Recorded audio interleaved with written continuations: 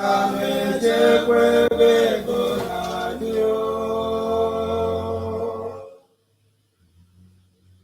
Agamechekwe bego na dio. People's trouble. Oh, this lobodo. The people's trouble. Igiligi adabu pananyo, odogu. Igiligi adabu pananyo, noko siadio. Igiligi adabu pananyo. Ibani, always no moment.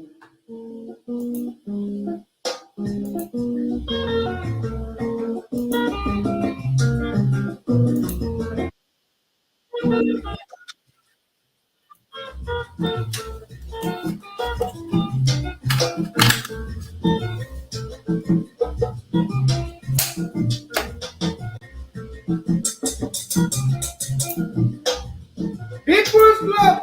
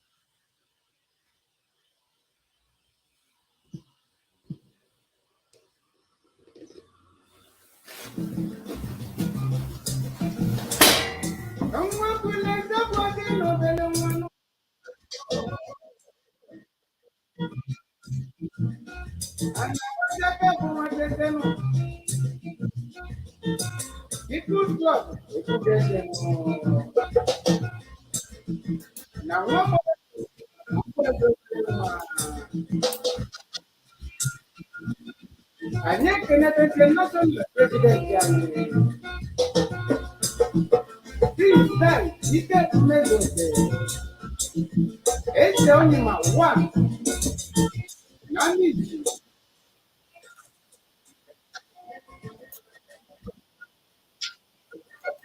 I didn't know what was I thought it just an amount. One thing. Vice National President.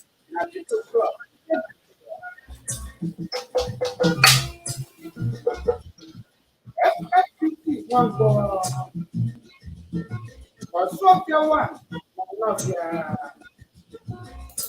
Second, Vice National President. People's Club.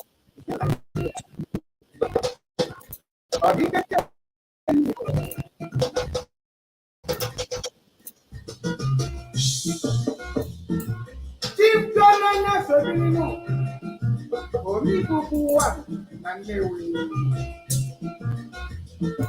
People's Textile. Joseph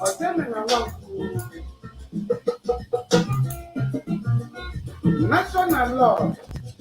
Now People's Club.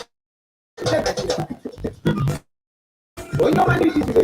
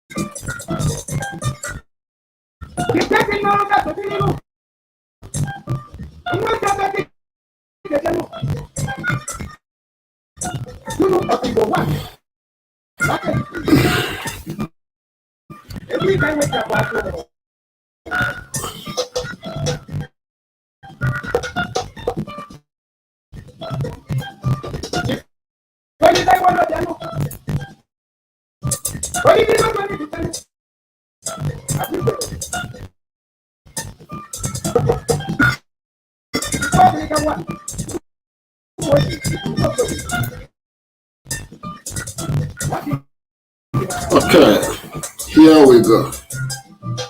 We are about to start. Thank you so much for all of you that are waiting. Let me make sure my mic is working good. And now I'm going to slowly lower this music. And I hope you enjoyed that music that was playing. I hope you all enjoyed it. Yeah, thank you so much for patiently waiting. Fefe, thank you for waiting, Prophetess Faith. Thank you for waiting. I appreciate you guys a lot. It's and the rest of you that came and left, please do come back. We are going to get into the show right now. It's going to be a good day of making a better place, a good day of building our places, building our home, becoming a destination for business, and also setting ourselves up for future development, future breakthroughs. Thank you so much for tuning in, and we're about to make it happen. So, today topic is going to center. Let me make sure my because I heard that my speaker last. Uh,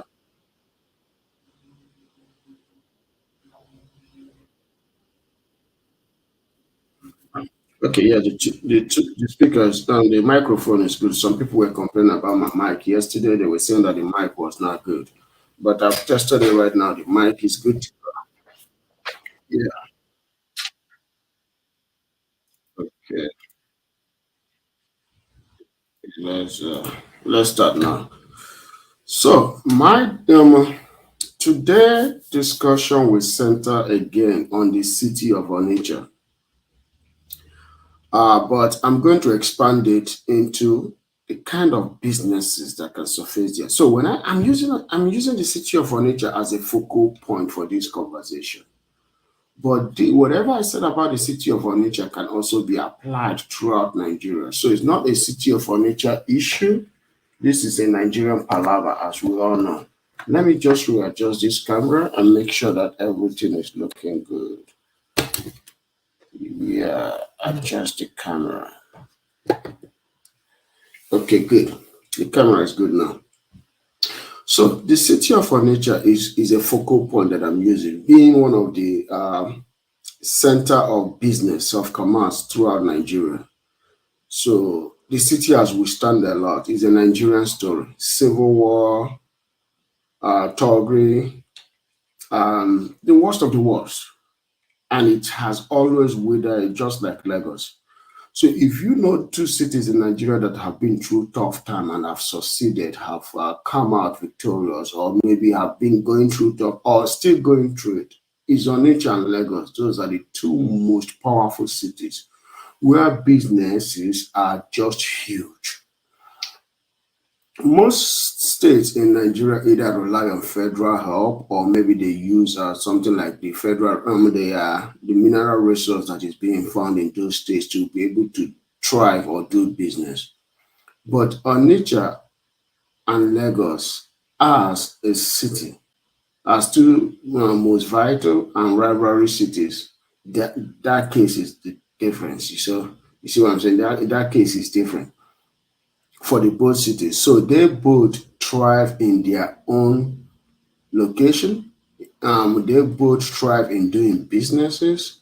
But one thing is that one of them has gone far ahead than the other due to the presence of um, white collar jobs and limited blue collar jobs because Nigeria as a whole lack blue collar job and we pay heavy price for that. Nigeria as a state pay a heavy price for not having blue collar jobs that much. So the white collar jobs in Nigeria are more concentrated in Lagos and Abuja.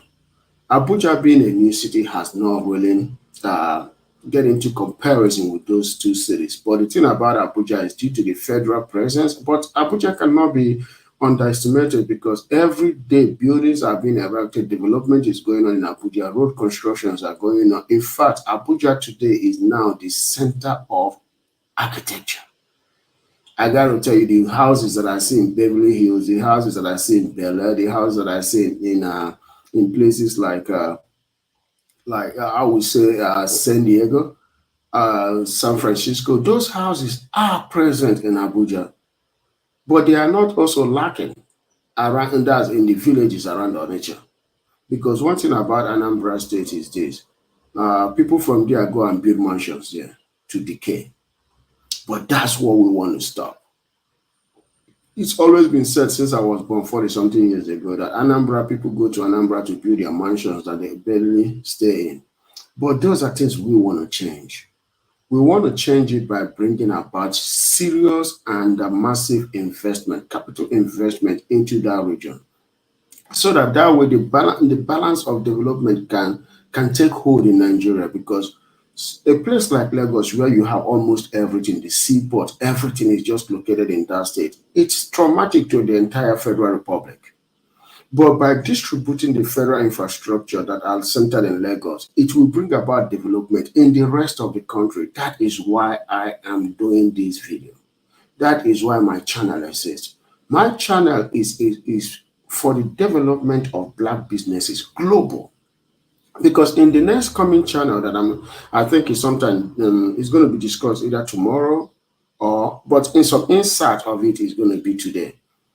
I am going to discuss about Black enterprise in America, how we Black people can do businesses in America, amass a lot of wealth just like every other region have done or every other races have done. So we have to bring about massive concentration of doing business in America, but and also be able to explore other places that other people do business, because we cannot just be doing business that are done but also fold within certain years of now and past business or generational business, but refuse to move forward.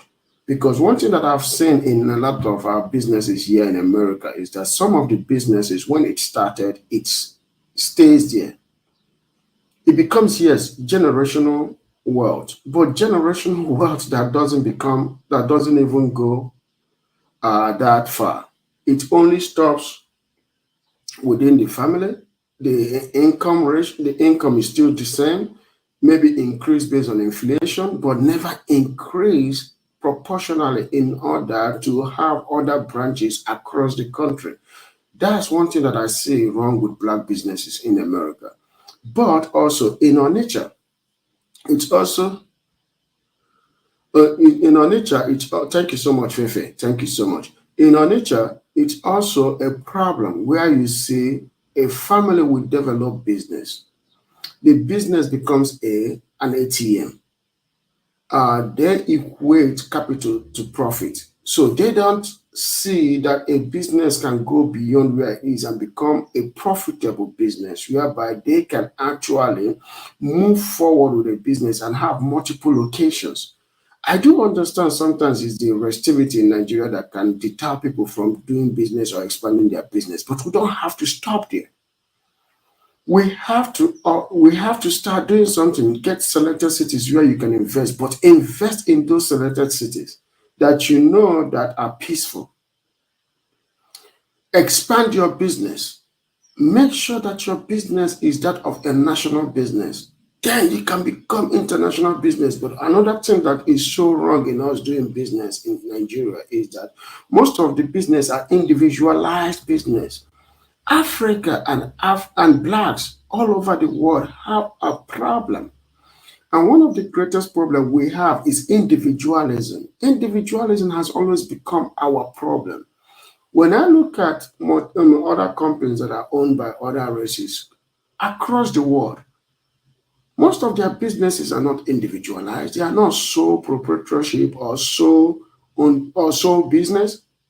They are usually partnership, friends partnering together to do business, leaving that business under the care of one person to take care of it and make sure that things are run, but discuss with the rest of them to have to come to understanding or come to decision about certain things to do in the business or one or two. But us as a people always want to become individualists in everything that we do. There is a need for us to understand that businesses are not done that way. Businesses can be done without you always becoming too individualistic in your approach.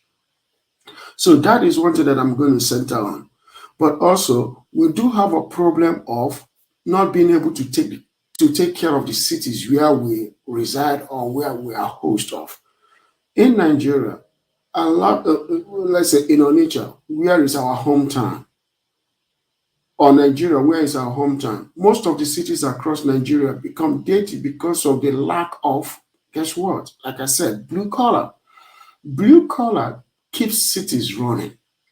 Blue collar are the backbone of every city. White collar are the one that bring ideas on how a city can look. The outlook of a city is always inspired by white collar jobs. But the maintenance of the city or the day-to-day run of the city is done by blue collar.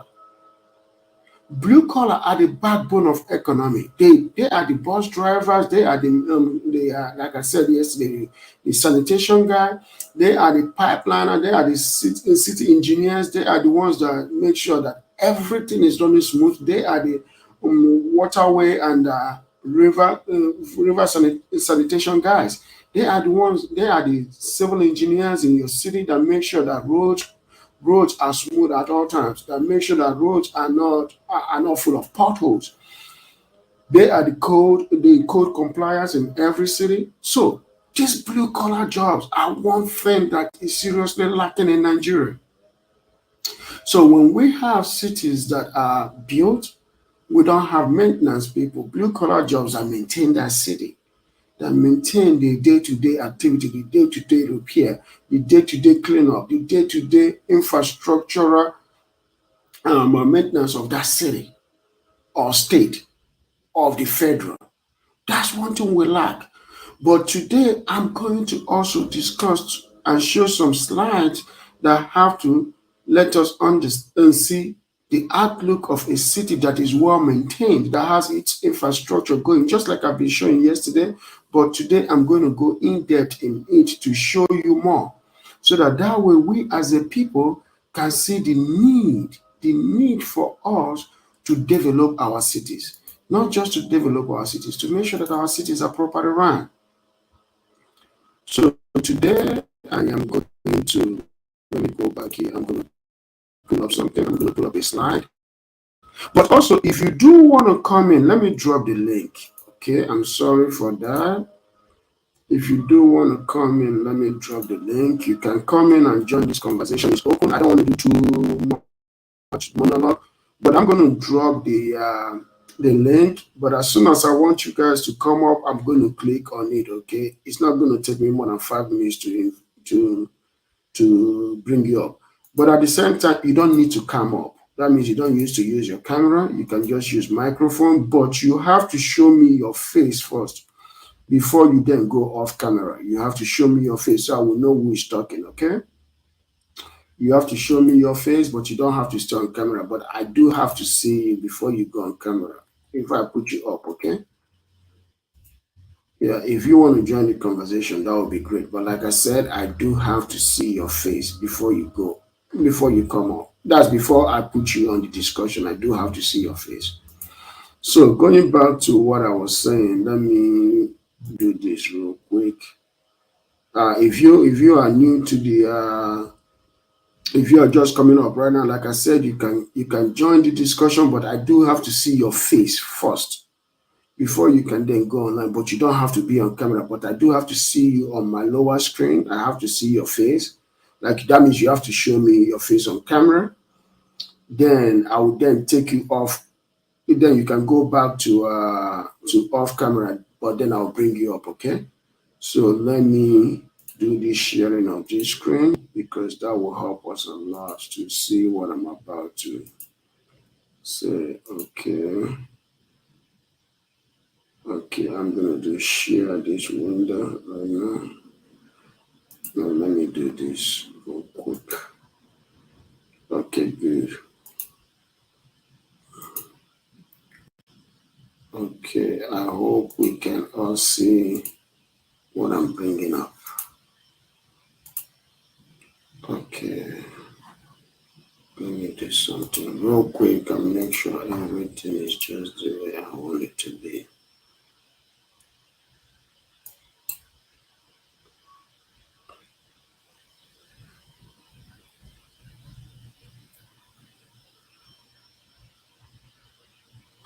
Okay, I know that sharing this screen sometimes. Let me see what we have on the screen sharing. Okay, now as Kodulenye, I see you. I see your face. If you want to stay on camera, you can still stay on camera. But if you don't want to stay on camera, you can then turn off your camera. It's up to you, though. But if you want to stay on camera, just stay on camera. I think in the next 3 or 4 minutes, I'm going to bring you guys up, okay? But I've already verified you already. Yeah, I've already verified you. Let me see real quick. I gotta stop the sharing and then I gotta go back to share again. Share screen. Okay. This is what I want to share first, but I gotta make sure it's working properly. Okay. So what I'm about to do right now is go back to share screen again. Window, entire screen.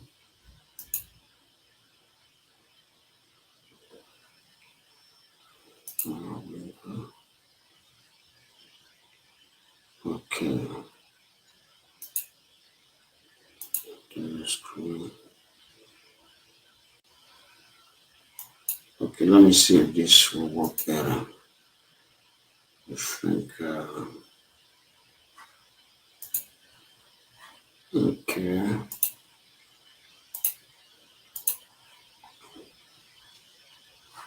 Let's see this. Let me see this. Okay. Let's go back here. Let's stop. Let's do this. Yeah, Ruth, thank you so much. That was correct. Yeah, me and Diva last night, yeah, we were talking. That's right. Thank you so much for coming by. I appreciate that a lot. Yeah, okay. So, this right here. So, like I was saying, this is what I want to I think, let me close this right here. If it's going to do that, and then I'm going to go right here and I'm going to bring up Google Ads. Maybe that will be much better. Okay. Because let's see.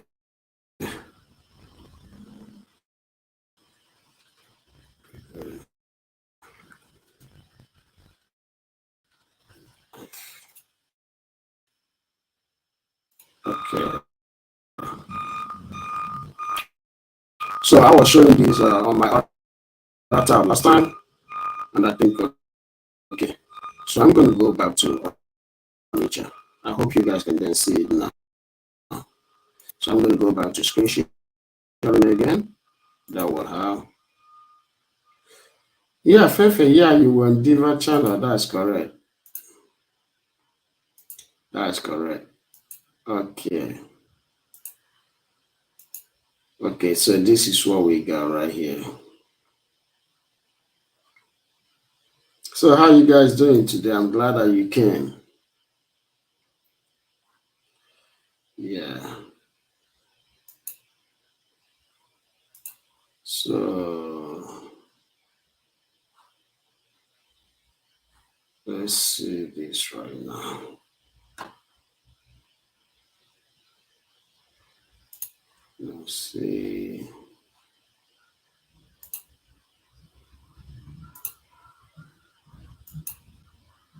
Let's just go to.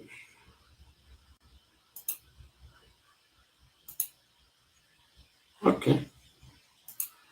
Let me share this. So if you guys look at this real quick, so what I was trying to say, I hope you can see it.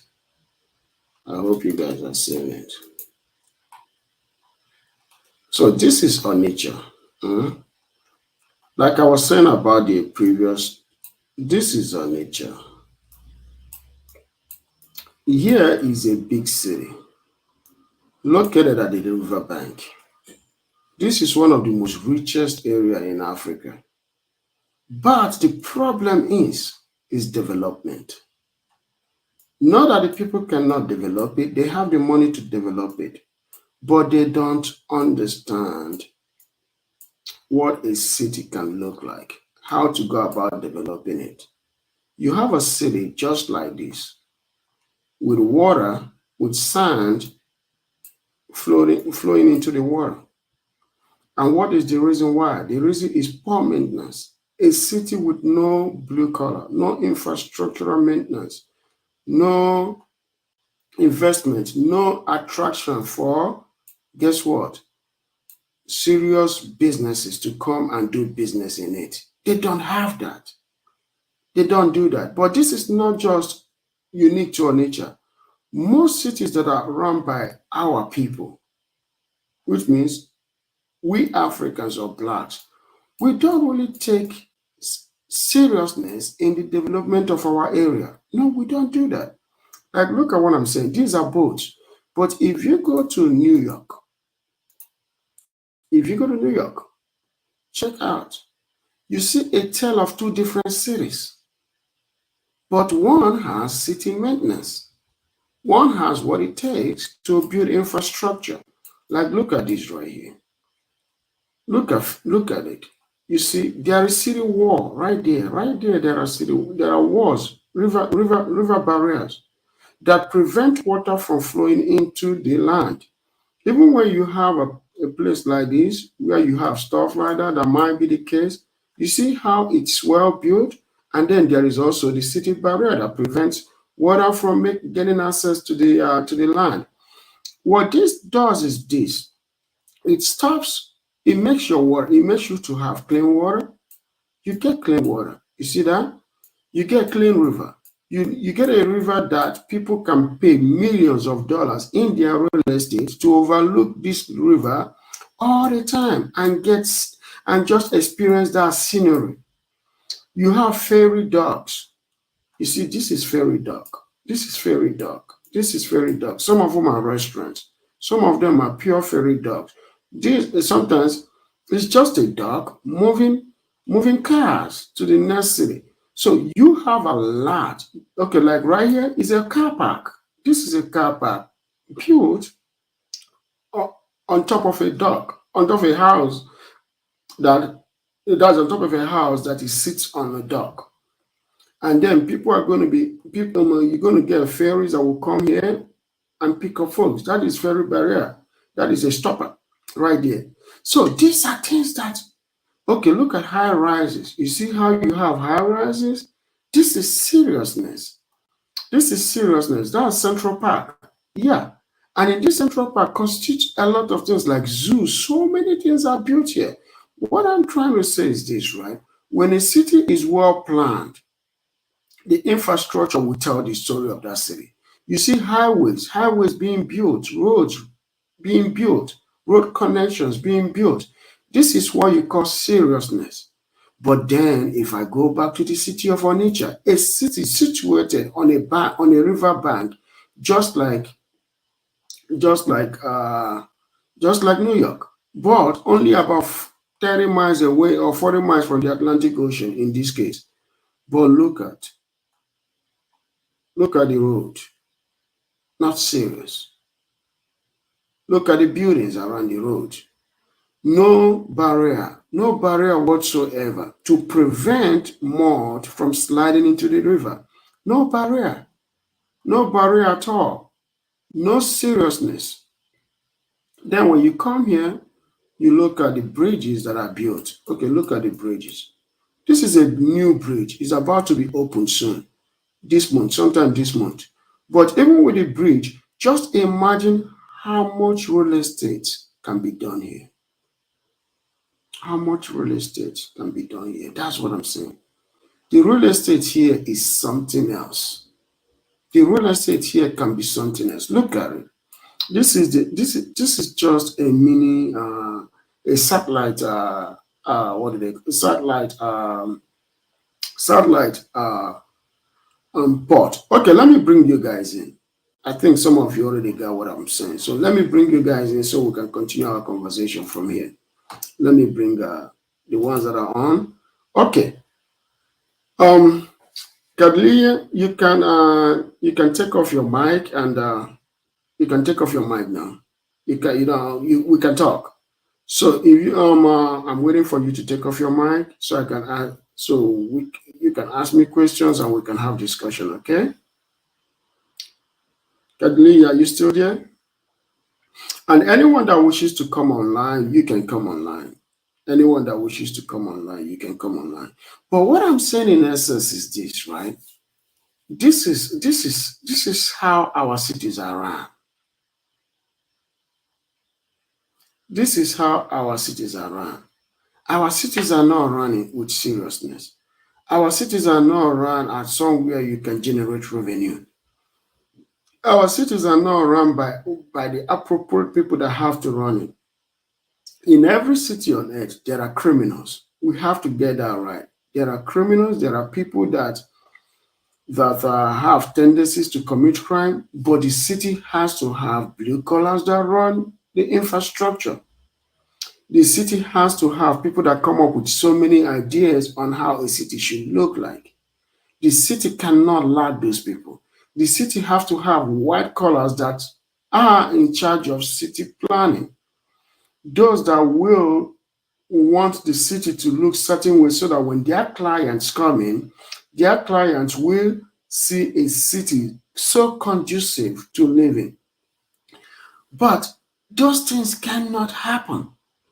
They cannot happen if you don't have a city that is seriously planned, that is seriously put in place to come up with ideas, or people that will come up with ideas to be able to run those cities.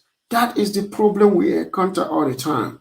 That is the problem we have in our cities across the world.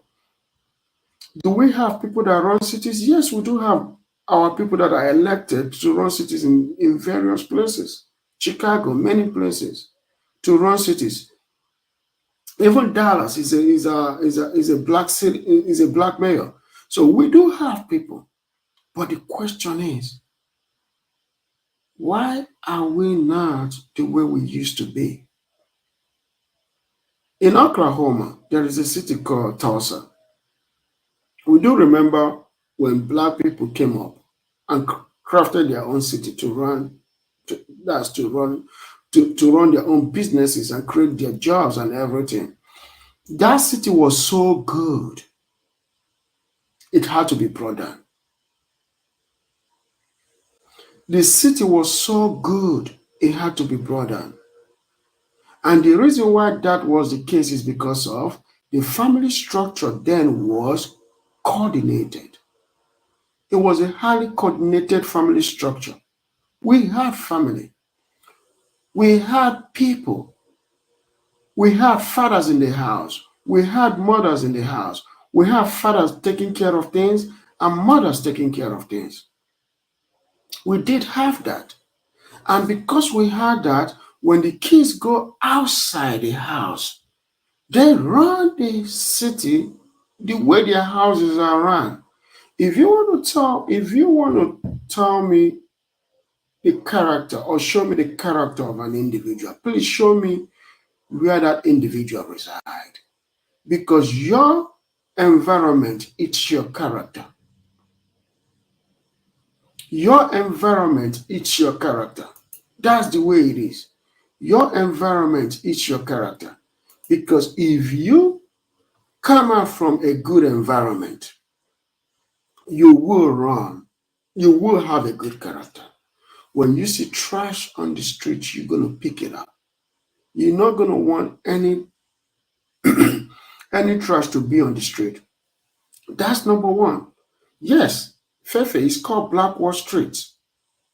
It was brought and it was burned down because the people that live in that street were threatened by the coordination, the organization, the way the city was coordinated, the way the city was organized, the way the city was run, everything was done in orderly manner.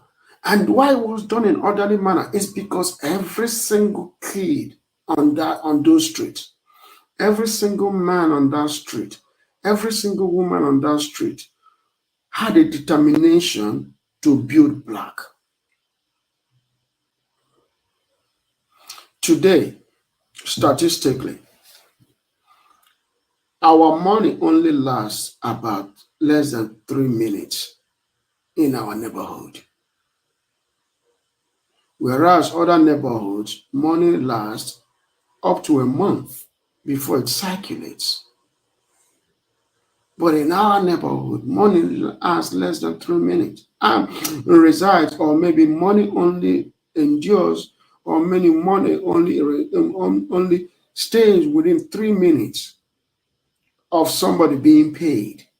What it means is that 3 minutes of somebody being paid, that money is gone. 3 minutes. 3 minutes of somebody being paid, their paycheck is almost gone. That is very sad. But going back to what I was saying, there was order. Money was spent wisely. Businesses were supported. Cities were cleaned. The city itself was a clean city, and it was going to be a city that was going to pioneer other black cities to develop subsequently. But there was an external force that put a stop to that. Yes, we understood. That was almost 100 years ago. But what about today? Can't we replicate something like that? Yes, we can. We have, but we cannot maintain it. Hence, what I'm talking about. Hence, what I'm talking about. You go back to New York again. No, you go back to Onitsha. You go right here. You see road maintenance. You see roads are not properly maintained. Highways are very few cars, almost deserted. Streets are not tarred very well. Streets are not fully tarred. Then, if you come over here, these are markets. These are markets. Market with good buildings. This market, I gotta tell you, I've been here. Each of these markets, each of these stores in the market are is very expensive. Each of the store is very expensive. But if you look at this, let me say this that will wow the audience. Who, which of you or who amongst you knows that over $10 billion annually is generated here? Oh no, people are shocked. People are shocked now. You guys are shocked. I bet you're shocked. $10 billion is generated just right here. From here, you see all of this? All of this. Just this. It's only about 3 mile stretch. About 5 mile, 5 mile like this, 3 mile like this, 3 miles like this, 5 mile to there. But over $10 billion is generated a year. That is on paper. But I gotta tell you, almost $50 billion or a little less is generated here. That are not on paper. I'm telling you because I lived there. I'm telling you because I've lived there. Kadali, if you want to, you can unmute your mic if you want to join the discussion. I think your mic is muted. Your mic is muted. Yes, if you want to join the conversation, you can unmute. Okay. Yeah, and I don't think. Okay, go ahead and speak. I can hear you now. You have any Yeah. questions for me? Let's get into the conversation. Yeah, so Hi. that way we can have a whole good conversation on these thoughts. Go ahead, my brother. Hi. Are you hearing me? I'm calling. I'm speaking from London. I saw some of the discussions you are making.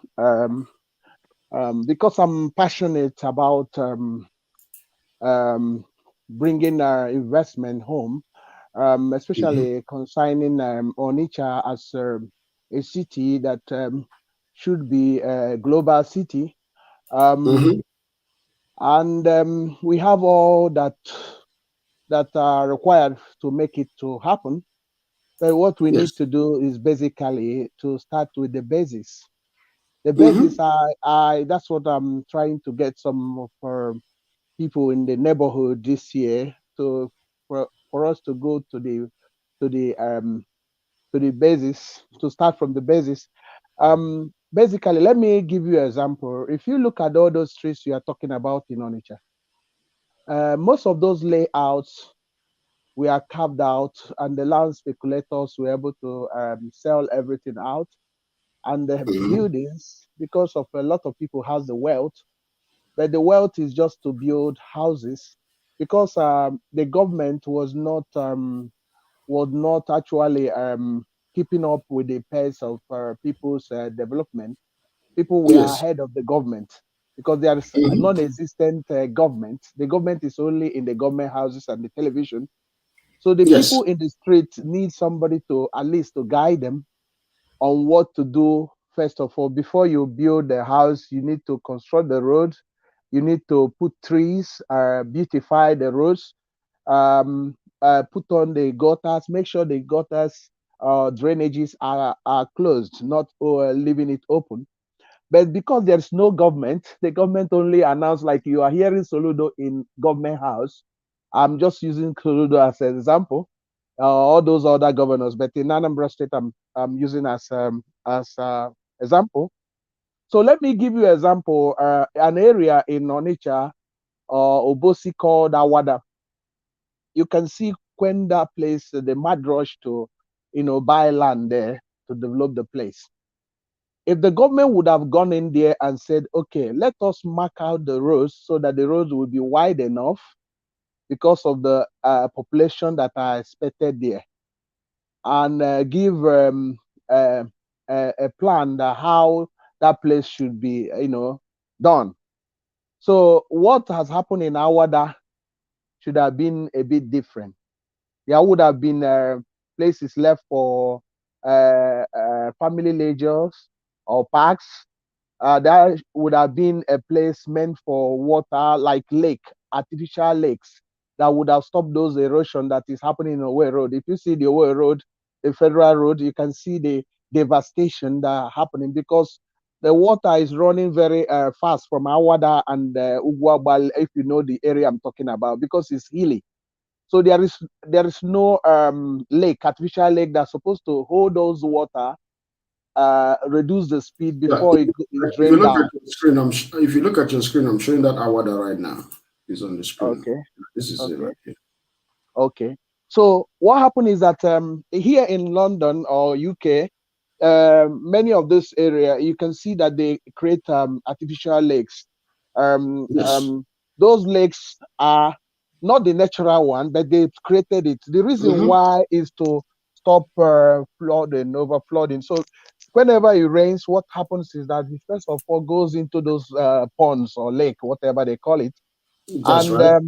when the lake uh, get full, it will start coming out from layers of pipe, slowly getting to another lake.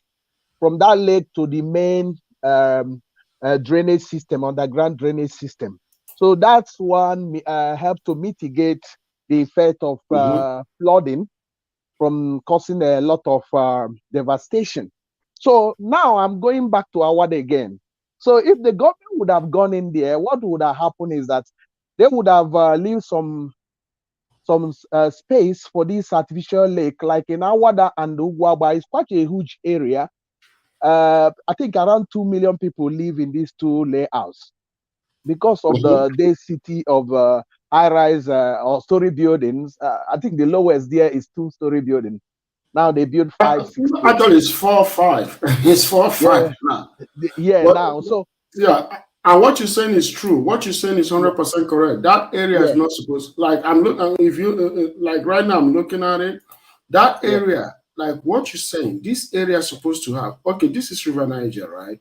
yes, Just within this area here, because I live yeah, in Dallas. Just yes, within this area, you're supposed to have at least 4 or 5 lakes. They yes. don't have to be big lakes. They Not can be really. just maybe like about half a mile wide, lake, just to absorb, not only to absorb the water, but Yeah, also to absorb the heat. yeah, that comes out of those concrete buildings. Yes. That's what lake does. Lake Yes. absorbs the heat and then in turn causes evaporation. Yes. When that evaporation starts, it leads to condensation Yes. by moving away. We understand our geography class, right? Yes. And Yes. then bring about rain again. Yes, Yes. Onitsha, let's not take this away from Onitsha. Onitsha is a rainforest. It That's it. is a rainforest. But you don't have to wait till end of to the beginning of rainy season and the end of rainy season to cool the city. The city also has to cool itself during almost regular that's what do they call it in Nigeria? Dry season. Dry season. Dry season. Yeah, dry season. Dry season. It's supposed to cool itself during dry season, and the only way it can cool itself during dry season is to do one thing. That is a lake. A lake. A Yes. lake does that. Yes. Yeah, go ahead. Go ahead. So coming to that, because of our absence of this, there are a lot of devastation being caused. There's so many gully erosion, which the government is the number one contributor to this erosion, and Mhm. individual developers and other citizens. So because what Mhm. happened is that they disturb the top layer of the soil, they go and uproot everything and say this is development, and Mhm. there's nothing they have done there to prevent to prevent the erosion, because the flood, whenever it rains, the flood has to look for a place to settle. So now, Mhm. and when it's running like in that speed, it carries the top layer of the soil, because the layer of the soil have been disturbed, and because there is That's no right. trees, there is no grasses to hold it, everything is now turned into a complete mess. So, and if you look at that place now, it's like it's turning like a ghetto, not only It's a a ghetto. ghetto, yeah, It's a ghetto. urban ghetto, because the people It's an there, urban ghetto. you can see the children there. You feel for them because they don't have a playground. They don't have this Mhm. area to to meet the family, to relax and all those things, because everything was built up. There is no space But look at it anywhere. this way. This look at it this way. You know, one thing that most of our audience might not know, eh, is that this is not just a ghetto. This is a rich people ghetto in some cases. That's There are exactly. people here, both the rich and the poor, they all live in the same building. That's And these exactly. are not people that are poor. Most of them are not poor. Do you know, people don't know that a lot of people, like our audience, may not know this. This is the richest concentrated neighborhood in the whole of Nigeria That's exactly. that is not developed. Yeah. This place right now, in fact, the entire state right here, all of this is almost the entire state Yeah. of Anambra State. This is almost the entire state, if you put it like this. But this entire state has the per capita, the highest per capita in the whole of Nigeria. Very wealthy people come from here. A lot of people don't know this, but very, very wealthy people come from here. But this is the most densely richest city in the whole of Africa. Yeah. Yeah. This So is the look at right here. Before you go on, yeah. my brother, right here is main market. Right here. And right there where the main market is, I'm gonna be able to zoom it in. That's it right here. Right here is the richest market in Africa. But look at the roads that lead to it. Yeah.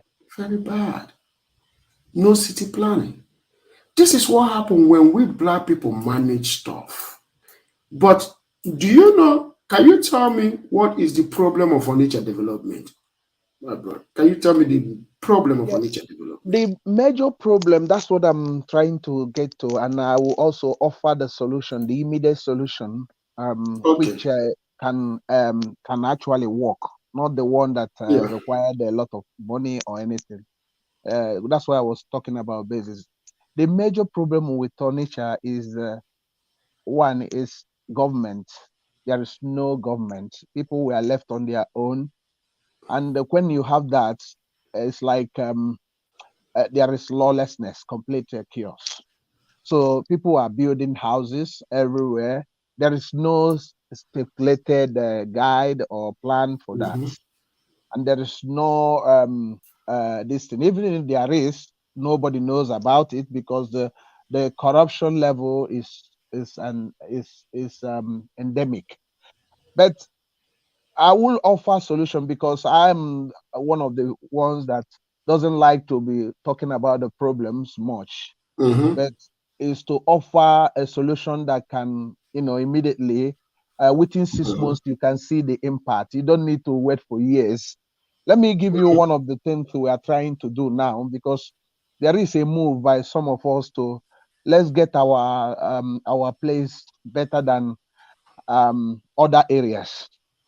So starting Mm-hmm. from your own neighborhood, what we are planning this year, some of us is basically you go to your street, you look at the street, take a video of your street, how it is, and sit Mm-hmm. down and watch it and share it with others, and they will now see the and bring another street in a developed place and look at it. They now compare two of them, and people from looking at the two of them, they will now see what is missing and have an idea. Those that doesn't know what to do will have an idea. This is what we need to do. So now coming back to that street is basically mobilization. This might Mm-hmm. not have government because the government has not lived up to the people's expectation or Yes. the high speed development. People want to actually invest and develop But, their land, but but they don't have. Yeah, let me interject a little bit. yeah. Do you think Onitsha is a government problem? Because I don't think Onitsha is a government problem per se, because every government that has come has been tired. I know a lot of people that are in government in Onitsha, and I know what goes on in Onitsha. But the thing is this: do you think, and what makes you think, or what makes you say is a not? I'm sorry for using the word. What makes you think? What makes you say is a government problem? What I mean, government, not only government, because the government has some power or the major power to affect some of these changes. Let me give you an example. For you to get into Awada, you have a bigger road that need to be constructed, or even to Ugwagba. So those Mm-hmm. roads were not done, and those roads, you have a lot of trucks carrying motor spare parts to old motor spare parts to Bosi going Mm-hmm. through that road. Can you imagine that for 10 years in that Owe road between People's Club to uh, uh, um, First Gate, that's Ugwagba Motor Spare Parts, that place Mm-hmm. had been a nightmare for more than 10 or 12 years, I could remember. Even now, as I'm Mm-hmm. talking to you, some people are still held up in that area. So that's the greatest failure of any government. So now, if Mm-hmm. we are going to succeed in our own, also we also need to draw the government. But the main thing is that for us first, what we're trying to do is first of all to do our own and bring the government and say, look at what we have done. Okay, come and do this one for us. So that's what we are trying. We are not going to just sit down and just say government, government, government. No, no, no, really, because we there is something they said in Igbo land that said Igwebike, Mm-hmm. Igwebike, because we are many. So Mm-hmm. in one of the area there, in one of the area there, um, most of these houses has every flat has up to 5 to 6 people living in it.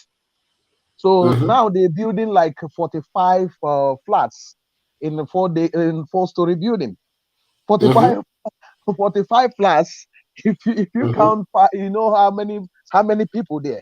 So now Mm-hmm. those street roads are not long enough. So it can be done in conjunction with the landlords and the tenants.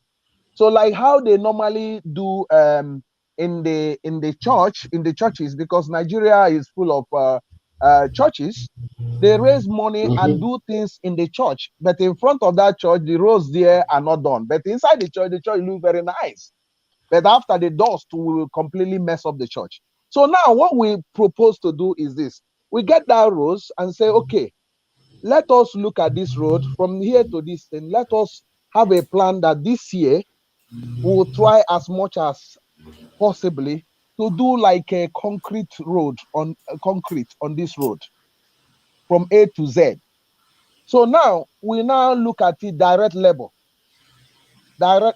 So we now work out how many bars of cement it will cost us. So after working at it, we look at the stones required and the sand required. And now the laborers, how much do we pay them a day? So after working all those things, we now look at the number of people living in that area, in that street. So that's when we now come to a solution that, if everybody donates two bars of cement, that we can come to a level that is at least building the road or building half of it, including the drainage, even covering the drainage if that can be. And we can also open ourselves to, okay, the landlords can say, okay, what do you think you can bring? What do you think you can bring? If you can do like even in front of your own area, that we will appreciate that. But if not, let us But in order not for us not to lost in the conversation, but also look yeah, at this yeah, also. Yes, you said that the people have to start, right? That's what you yeah. just said. We The have to people have to start their part. start take the Because lead. one thing I do understand in the West is that most of the development that started in the West was not actually done by the West, by the government in the West. Yeah, It yeah, was yeah. You are right. if you want to join the conversation, let me say this real quick. If you want to join the conversation, you can join the conversation. Any of you in the background, you can join the conversation. You don't have to be on camera, but I do have to see your face on camera before I can then add you. And then once I'm about to add you, you can go off camera if you choose to. But I just have to see your face in the background. And then if you want to join, let me post the link like I did before, so that way you can join. You can always join. Okay. So Paul, I'm sorry by saying Paul. Kadi, check this Cuddling, out. yeah. Cody. Cuddling, yeah, yeah. Cuddling, yeah, Codley. chuku. Cuddling, yeah, chuku, Codley. yes. Okay, Codley. So Codley. So check Yeah, this out. When you, like we were saying, if you look at the West, most of the Western government did not actually start the development in their place. It was started by somebody or group of people, and then the government was inspired. Let's use case in point. In the United States, you have I don't know, is my voice okay on the background? Are you guys hearing me very well? yeah. I hearing you. Okay. So just look at this. When you look at the government and the development in the West, they have railway. Do you know that the railway was not actually started by the US government? It was started by a man called Rockefeller. Rockefeller was the brain behind the railway that went around the whole United States. It was done by Rockefeller. Then the government then saw the need for it, and then the government went into it and then invested more. But Rockefeller today owns almost 20% of US railway share. All these high rises that you're seeing in the United States, most of them were started by Rockefeller. The empire was built by Rockefeller. You see what I'm saying? So many of these constructions were done by individuals. Universities, the spread of university was also done by the same man because he was so wealthy. He spent most of his life building and building and building infrastructures in different cities in the United States, but most concentrated in the East Coast and as south as Atlanta or Georgia, and then other people followed suit. But in Nigeria, Do we need somebody like Rockefeller? I think we have a lot of Rockefeller in Nigeria. In the black community, do we need somebody like Rockefeller? In the black community in the US and in London, I think we do have a couple of Rockefellers, but not to that amount of money. But I can start the way he started. I think, and I know that if we have one or two people that can go out there and start doing something and start building something and start talking, while you're talking, you're doing the work, a whole lot of people will follow suit. One person gets to inspire many people. Just one person gets to inspire many people. Because if you look at the beauty of the 21st century technology today, right?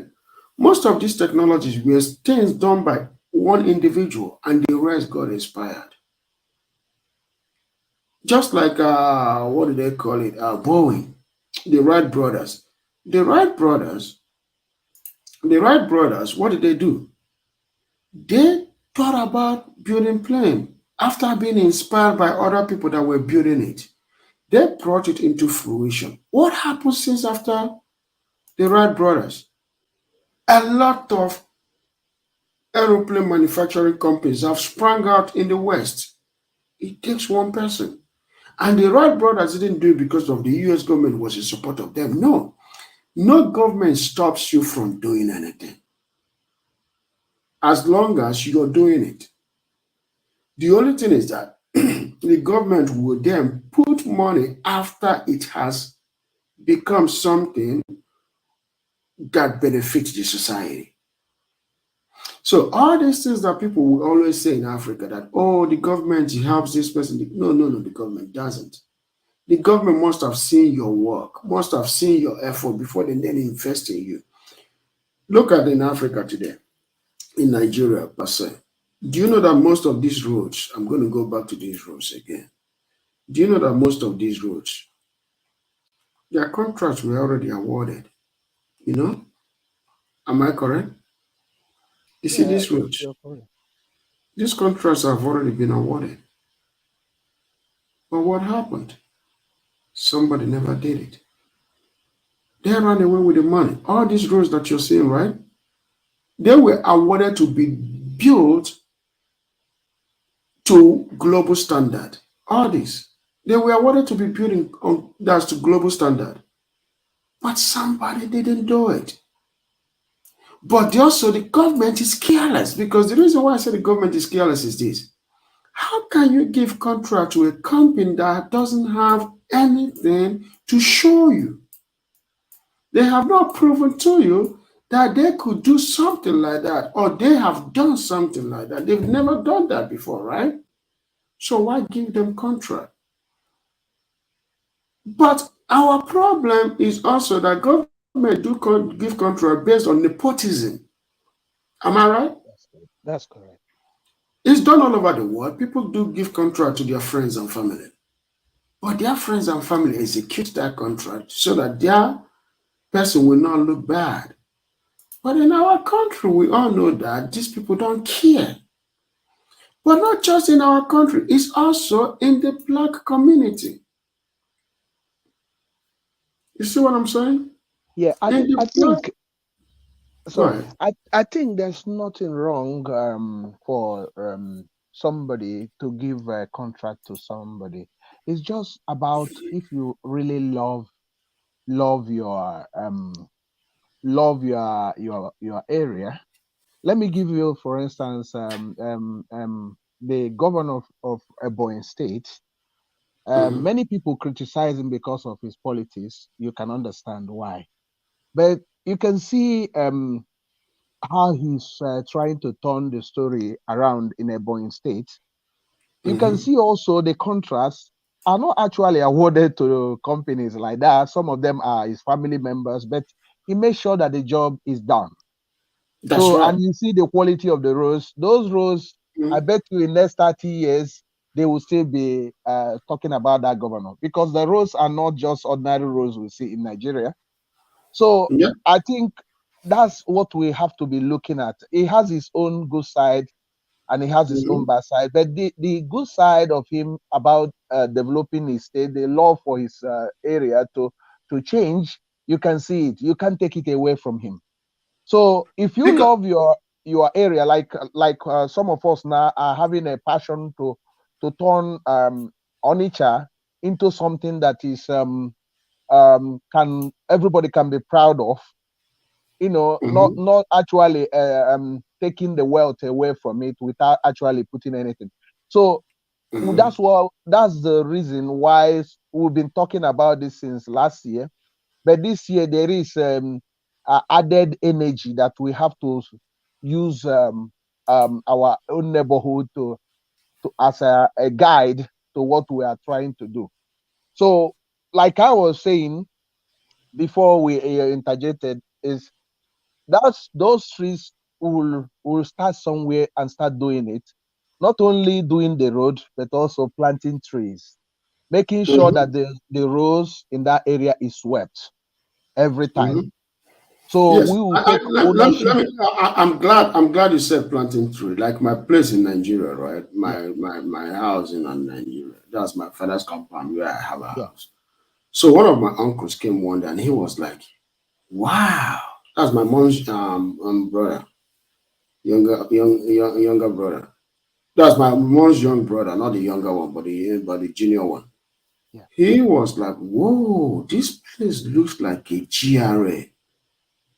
The reason why it looks like a GRA is because we made sure that everybody that live around us never cut trees. They preserve trees. They make sure that the trees are there. Even we have a whole land that we're supposed to use for something, but we don't want to use it because we end up saying, you know what, just leave the land the way it is. We're not going to touch it. Because that land there has multiple trees that have been around. There's a tree there that has been there for 130 years. You know this thing that our people call okwa. yeah. Okay, yes, I know. Yeah, Breadfruit. that okwa, yeah, exactly. That okwa itself, right? That fruit itself has been there. My great grandfather came and met that tree. My great great grandfather came and met it. My great grandfather met it. My grandfather met it. If my grandfather was still alive, he would have been about 130 years old now. 120, 110 years old. No, 120 years. So that fruit has been around for almost going to 170 years or 180 years. We know that that tree has been there for a long time. I told them we're not cutting that. Because my grandmother came and married when she came and married in that house. My mother, when she married in that house, came and made that tree. And me in my 40s have made that tree. So I condone that tree and everything around it that nobody's touching it. Leave it the way it is. But guess what? That place is cool. So when my uncle came and said, "Wow, this place looks like GRA," that sealed it for me. I was like, nobody's gonna touch it. Yeah. So environment, that what you said right there is very important. Like if you look at Onitsha right now, if you look at through that map that I'm showing, you see one thing that has gone down is the vegetation. Now it's a very open area. Look at no tree that much. Look at it. Look at it, no tree that much. But any major city is supposed to have so many trees here. Yes, yes, Like, look at the roads. No tree whatsoever. No yes, trees at all. yes. If you have been to Nigeria recently, you'll be hearing about people collapsing in the afternoons, like from 12 o'clock, 1 o'clock in Yeah, Onitsha. From from Opiweka down to Main Market, almost yeah. every day people are collapsing every day because it's so hot that I don't know if you've been to a desert, Sahara Desert, but it's Mm-hmm. actually It's very hot. it can be hotter than Sahara Desert. Let Like me also one, let me say this to you. yeah, I go to Onitsha. I just got back 2 weeks ago. okay, Yesterday, maybe 2 weeks. yeah, I will go there. I will not go to Onitsha directly. I will go straight to my hometown, Oba. Because, you know why? The reason why I stay in Oba most of the time is because Oba is cool. Onitsha is hot. Yeah. I never leave the village and come to Onitsha for anything. Whenever I tell them, no, I'm not coming, it's too hot.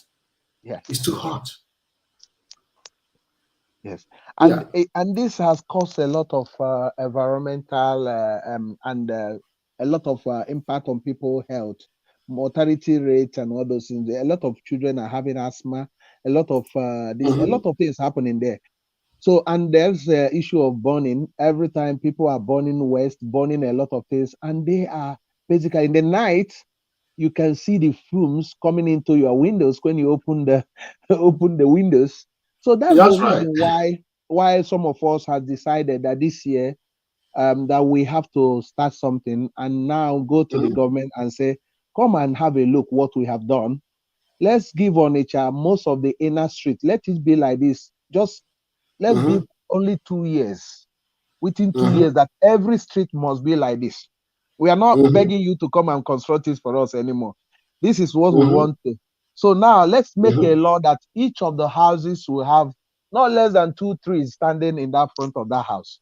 That's right, So because the tree will capture it will capture those heats. that's Go ahead. exactly. So in all the roads, major roads, make sure there's a set this thing that will encourage planting of tree in these major roads, like those motorways, that expressway on each other to Mm-hmm. this thing. So they should have this palm or any tree at all lined up both sides of it, so it will help to reduce the pollution, the heat, and the fumes from all those big cars going on.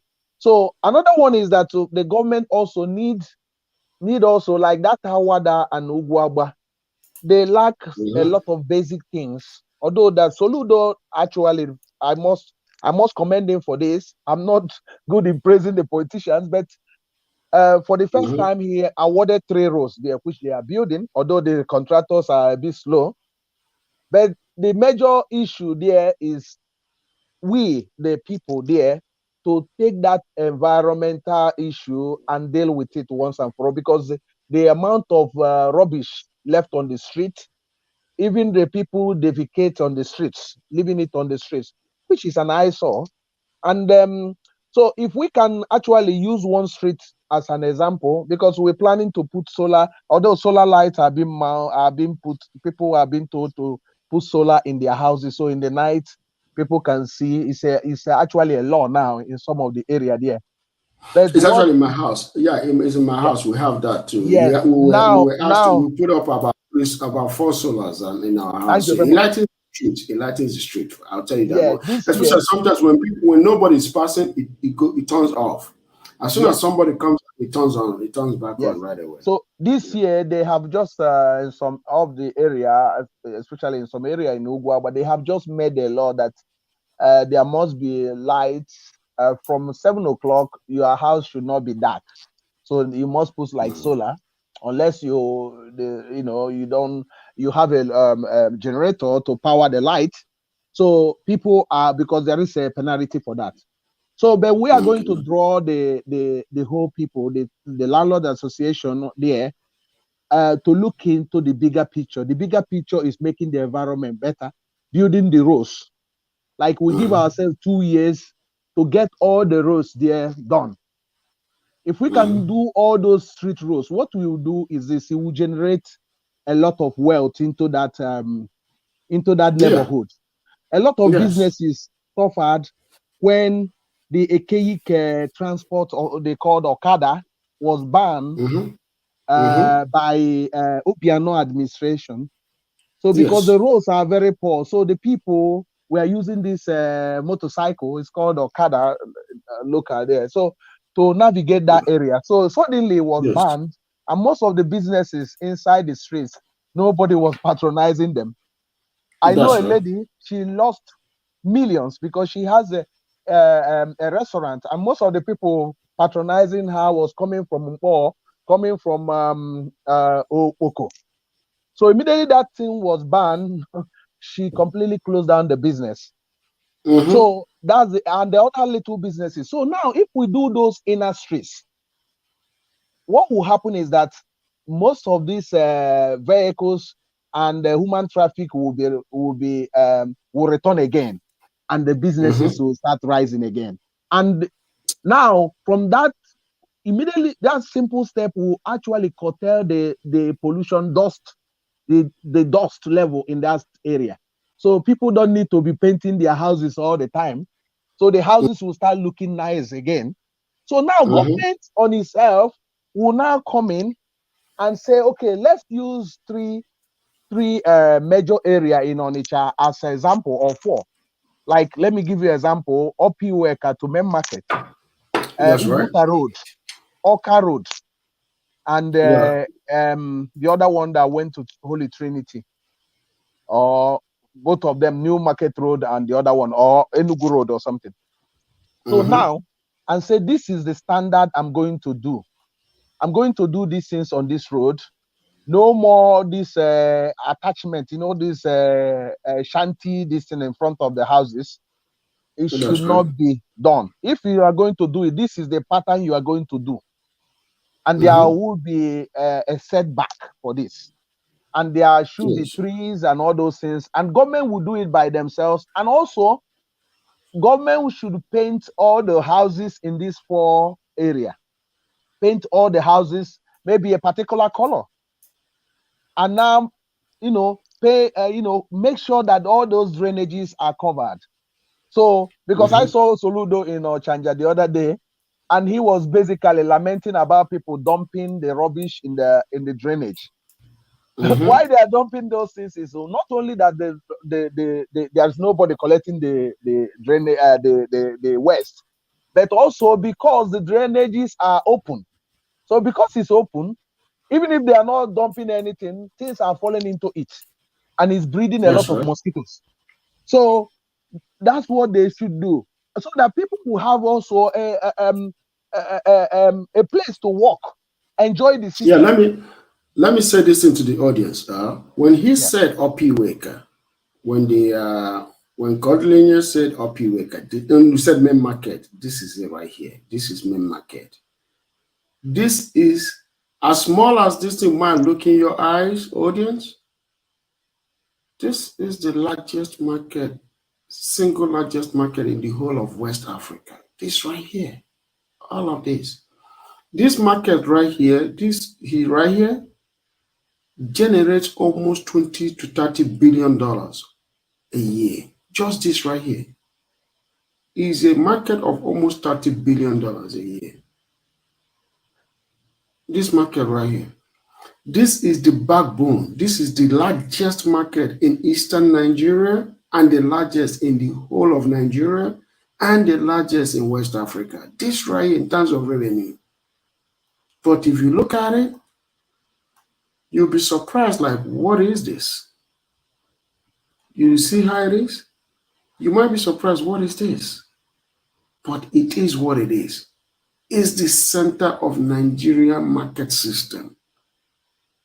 I'm talking about trading, not white collar, not let's say real estate or whatever, or those white collar jobs. No, I'm talking about trade. This is the largest trade in the whole of West Africa, and the second largest in the whole of Africa. This right here is just that big, but it looks small in the eyes, but billions of dollars are generated here every single year. Okay, continue, Colin.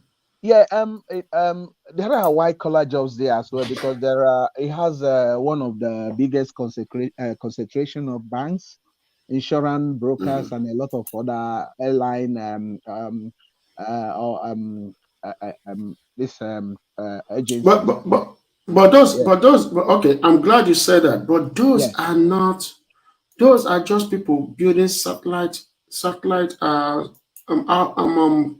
buildings.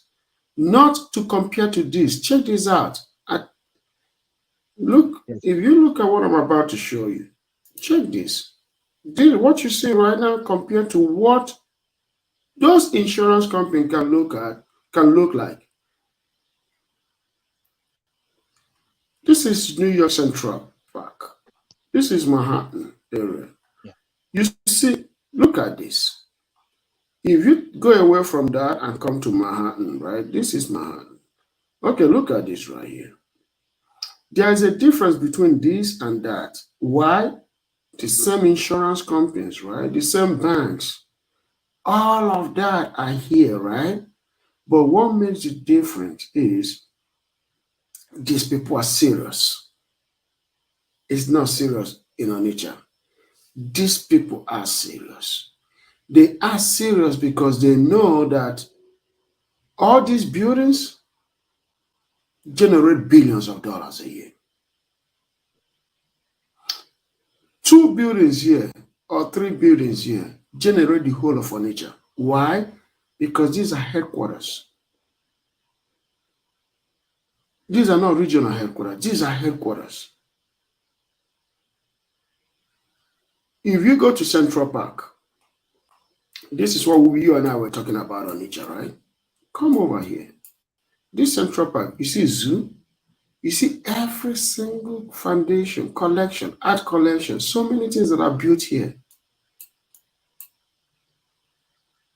This is theme park. This is where people can come and family can spend their time. This is the same lake that you were talking about, right? This is a reservoir. Jacqueline Yeah, Kennedy's reservoir. Yeah. Yeah? Yeah. Yeah. And not only that, there is also a lake. I got to find, there is a lake right here. See that lake? This is a lake. A mini lake. So they understand. And all these buildings these are high rises. So, and not only that, this is Hudson River, right? This is Hudson River in New York. This Hudson River in New York, look at the barriers that are built. Like I was talking to you guys. This barrier was built so that the soil here cannot flow into the river, right? To contaminate the river. But go back to Onitsha. That is Hudson River that we just saw. This is Onitsha. The same thing. A city on a river bank. Onitsha is a There is pure no. Onitsha is a pure gold mine, but what will happen now is we have to all of us get involved. Um, um, if we all are not involved in this, nothing will happen because um, our passion is something that need to be put at work. So by putting it at work is basically not only suggesting to government, but doing the one we can also do on our own. Like Onitsha, those banks can actually start investing in Onitsha if supposing the government in that area of main market. I know that the main market is due for remodeling. Soludo said about it 2010 of turning it into Dubai shopping experience by building a new this thing. Mm-hmm. Yeah, but Mm-hmm. because the one of the issues is that when they say these things, they have not actually they keep on planning until their tenure finish. You know, That's right. yeah. What you need to do is this. One is this in that riverbank is basically to um, create a place for. There are a lot of ample land there for this Mm-hmm. near Ose area, so that marine area. So what they need to do is basically to start up something like a shopping mall. Investors are ready to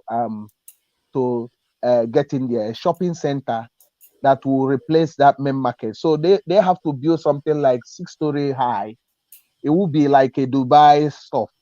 So now you have area for banking and all those things. So after doing all those things, now slowly by phases, you start demolishing the old area of main market and start building more.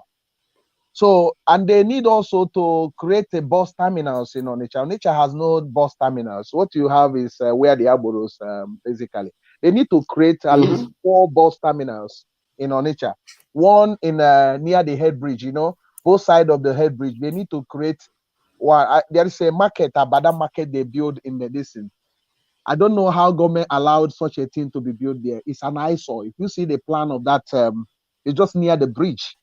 Abada, yeah, that doesn't actually help the city actually, because the buildings are not But really. you see this thing that you're saying, Yeah, I'm not going to give politicians a pass. Obiano, Peter Obi them. Peter Obi did his job because the guy's tenure was totally challenged. He was never given the time to rest. But Obiano himself lives in Houston. That guy has been to malls in Houston. He knows how those malls are. He knows how roads and bridges in America is. yeah, Somebody that has spent a lot of his life in the US. yeah. But what did he build? He built an airport for us, Anambra Airport, which is right here. He built an airport. Let's go look for it. We can find it. It's somewhere right here. Okay, that airport that he built, I'm going to give him a credit for that, for building that airport. But at the same time, a lot of the things that he did were done in poor fabrication. You see, The standard is was quite done poor, really poor. The standards are very poor.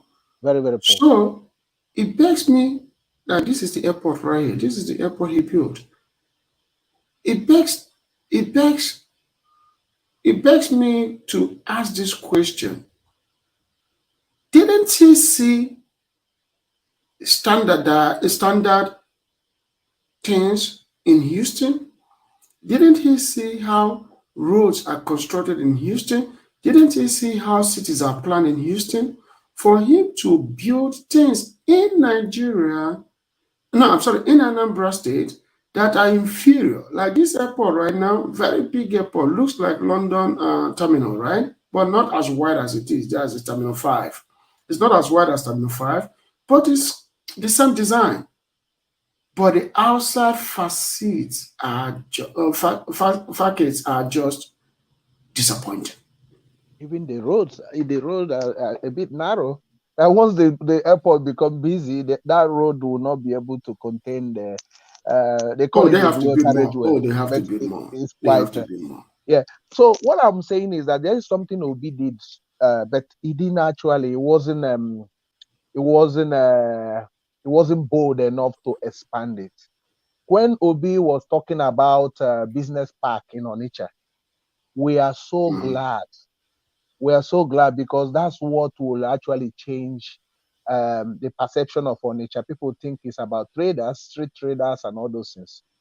But Obi was saying about bringing the stock exchange and all those things, big companies to Onitsha. So he planned about a business park. So that business park near the roundabout, the NGS roundabout. So he after immediately he built it, all the companies were saying this is what we are looking for. Although the building were not huge enough, so that led him to build the second one. Because all of them before even he finished building it, all the company has taken over the place. So now, if supposing he would have built that at least 6-story buildings, bigger stuff, what would have happened there? He would have turned that area into something else, or make that place a headquarter of those banks in main market. Most of them, let them come there and have their different branches there. The government has the power to Oh, do that. that's Yeah, right. And also, yeah. let's get into this discussion right away. Yeah. What do you think that a city of Onitsha, development of Onitsha, development of major cities in Nigeria will do to the diaspora? I'm talking about the blacks in US, the blacks in London, the blacks around the whole world. What do you think that having a city like that, developing a city like that, bringing infrastructure, bringing banking system, because the thing about it is this, if you look at our continent, our people as global, right? We don't really have that much in terms of a black nation. Um, we don't really have a city that we can say, oh, this city is the 21st century city, is the upcoming 22nd century city. We don't have that. No. We don't have that at all. There is no city out there that is in a black major country that we can all be prideful of, except Johannesburg. And Johannesburg, which is South Africa cities, are mostly run by both white and black. So people can always tell you, no, it's a white city. Yeah, But yeah. you see, Lagos. Lagos is supposed to make that difference. But if you go to Lagos today, if you come to Nigeria, Nigeria is a city. In Nigeria is a country that has Lagos as its sole functioning seaport.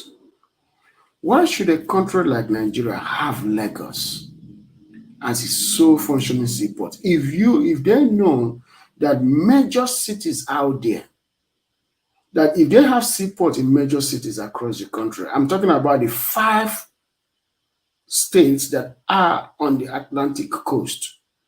If they have major cities over there, don't you think that it in itself can bring major development, which means if they have major seaports in those areas, don't you think that will bring major development across the entire country, whereby you can have ships docking in different seaports across that 5 states simultaneously, instead of having every ship all channeled to Lagos? What do you think? Yeah, I think that can only be done when a country is run by the people that are truly good leaders, or those that are prepared to be leaders. It's not somebody that will be sleeping in his house. Somebody call him and said, "Just go and run this." Somebody that actually knows his onions can actually do these things. But why I'm not actually getting to that, you know extending it to that, is to bring it local to myself, because extending it to Nigeria will take a longer time. But if I bring it nearer to my own locality, it will help me also to do, and also to No, bring no, out no. change. I understand what you're saying. That local one that you're talking Yeah. about is a first step in the right direction.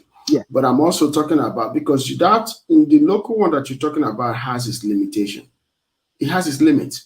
When it gets to that limit, that's it. Onitsha is not a city on. Let's go back again on that map. Onitsha is not a city on the coast. Look at it right there. If you look at it, there are cities on the coast. Onitsha is not one of them. Onitsha needs a But seaport what here somewhere. Onitsha needs at the moment. Mhm. uh, Go ahead. I can hear you. uh, Can you hear me? Hello? Can you hear me?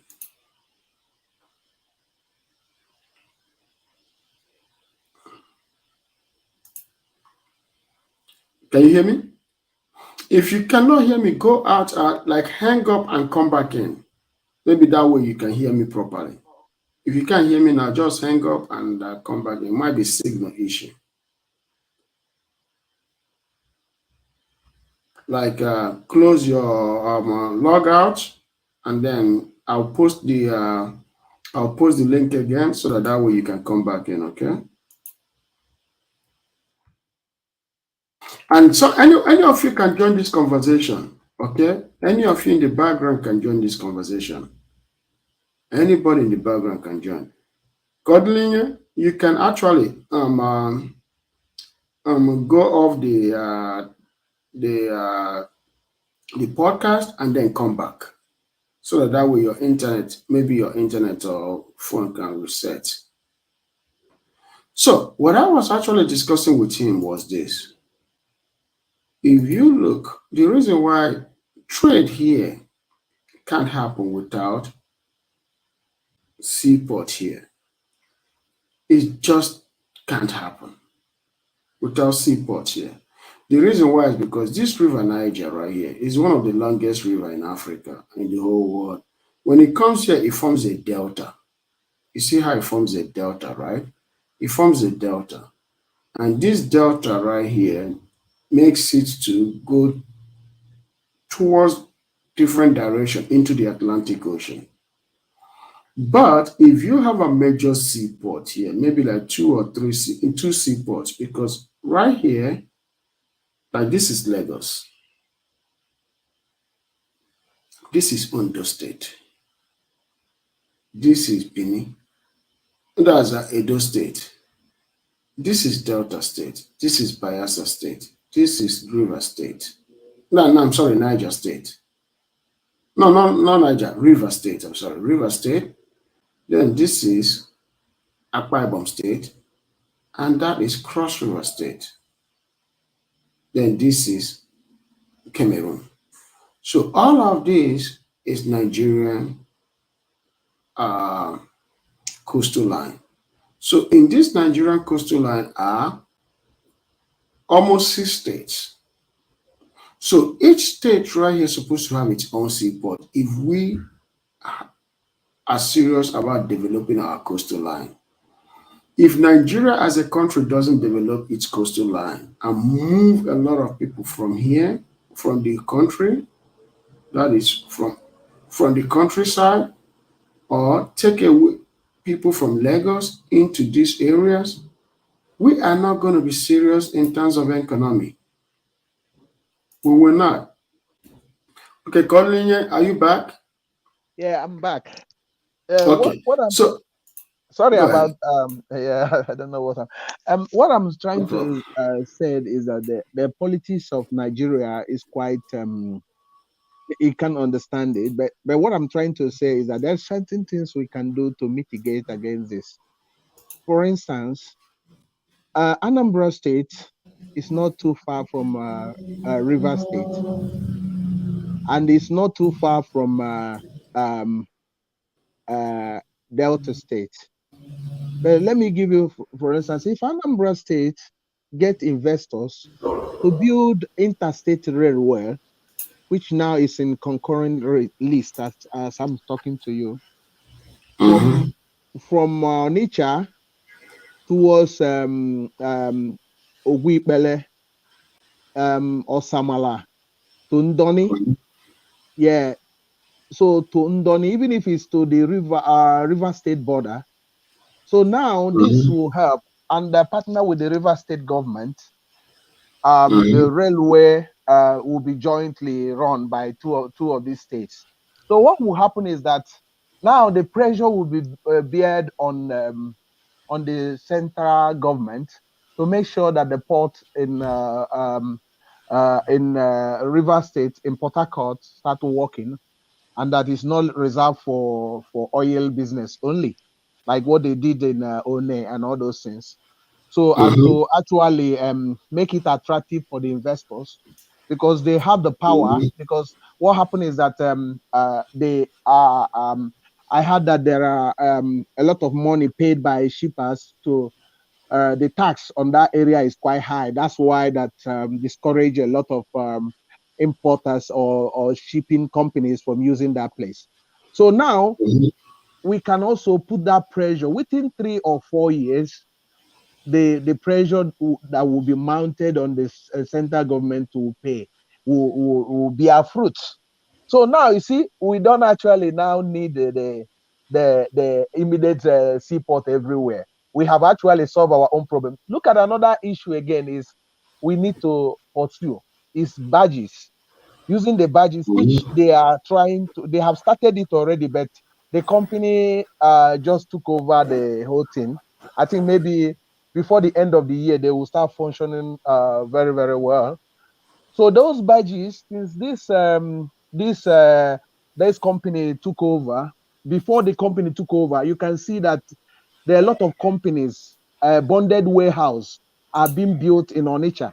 If you check in Anambra State, not literally Onitsha only, but if you look at Upo area, you can see there are 2 or 3 bonded warehouse terminal, export terminal that are being built there. So if you look at Obunike, you can see another one there. And there's another one they are trying to start in Amici. So, and you have the one in that river port there, which has been functioning. But once these companies start this thing, that river port will actually start working all right, because you can't pay 30 billion, I think 30 billion to get a river port without using it. So the company will lose their revenue. So yeah, so that's what I'm trying to say, that the Onitsha itself, we need to get set for bigger businesses by getting Onitsha tidied up by and mapping Onitsha in a way that those companies will like to enjoy Onitsha. Like now, if on weekend now you can't have a place to have leisure with your family in Onitsha, because there's nothing there. So the There is nothing. Onitsha Mall, People actually go to Asaba for that. yeah, Onitsha Mall that's supposed to Obiano supposed to have look at that at the back of that hotel that will be started, that was abandoned. I thought they would have built something like entertainment hub, that area at the back of it, at that back of it, because a lot of land there, but it was sold to property developers. Can you believe that? So I think the Soludo administration should actually look at that again and just get those buildings out of the way at the back of that Onitsha Mall, and make sure that that hotel start working, because that hotel would have been the first 5-star hotel in Onitsha. Can you believe that? That's right. And also look at this. Look at, you are 100% correct. Look at this real quick. Let me show you something. Okay. If we come here, I'm going to show you this real quick. I'm going to show you this. I'm going to show you something right now. Okay, good. Look at what I just wrote. Onitsha, Nigeria next economic boom, right? With the Rural Niger Oshimile Bank, Onitsha is said to be the next Nigerian economic boom. Then the next slide. It says here, with the right leadership, Onitsha can be transformed from a city so dated that no one outside of the eastern Nigeria is inspired to visit, to a destination for tech, leisure, banking, insurance, headquarters to many, and that's to many corporations, right? The potential is there in the city due to its geographical location and the industrial attitude of the people of the that's Nigerian Eastern extraction. It is a city that was the epic center of the Nigerian Civil War. Rebuilt within a few years of the end of the Civil War, it has demonstrated in the past that it can always rebuild. But the next challenge to Onitsha is to prove to the world that it can be the home of multinationals and rival to big cities and destinations around the world. Does Anambra State have the leadership to build such a colossus? Can the people be able to withstand the change in culture, or preserve and make its culture, right? And make its cultural color, the medieval-like story that will be in theater for the outside world to come and experience. Then right here it says, Onitsha is the epiphany of what the resilient of what Nigerian market system is, but neglected in the benefit of the 21st century tech opportunity that the rest of the world have come to benefit in the near end. That's the near end, right? Near end of the fourth quarter of the century. Yeah. What is in stock for nature in the remaining 3 quarters of the 21st century? That's a question. Okay. There has to be coordinated campaign to attract investment of various types into the city and its surrounding. Okay. Institute better ways of revenue generation. Invest in quality roads, bridges, parks. The reason why I'm trying to read this right here, you see this right here, is because we have Some and we have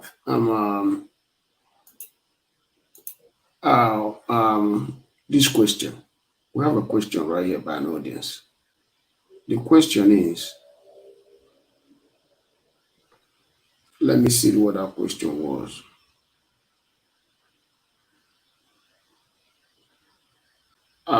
Let me see. I think it might be this question right here. Plan the land out so that the government can have vision, grant money for conversation. That's right. But also, there's another question that somebody said. I think I replied to that question. She was saying something about this. I got it. What about bring tourists to those lakefronts, entertainment and fun? You see that question? So that question brought about me reading this. Then it says right here, invest in quality roads, bridges, parks. You see that? Oh, I may Yes. have done something bad here. Yes. That's part of the Parks, discussion. recreation centers, cultural heritage centers, blue collar and white collar jobs. Okay. Then, based on what you were saying, let me hold on a minute. Let me plug my charger.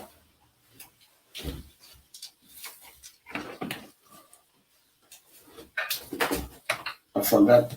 I forgot to plug the laptop while I was on. So, based on what you're saying, this is where you were, right? Right here. So, continue, sir. Yeah. So the when last year we were discussing about this, although over the years I have this ambition that this Onitsha supposed to be a global city. So last year when we are talking about, we looked at Onitsha as one of the biggest city in Nigeria, or oldest city in Nigeria without an university, a higher institution. So as we are discussing about that, so I read about Onitsha Catholic bishop talking about setting up an university in Onitsha. So I said, this is brilliant because it will help to change the psyche of the people there, that people normally That's right. accuse Onitsha of being full of traders and all those things, and people that doesn't, think about any other thing except trading. So now, and they are forcefully doing the university. So suppose in that Transinkisi where they are building that university, is transformed into a knowledge park, that area. Research So and development. Research and development. that's exactly. There are a quantum of land in that area that people are selling for 30 million or something. I think 30 or 40 million now. So for building residential houses, if they would have leave that place and just create something like knowledge based stuff that area, and also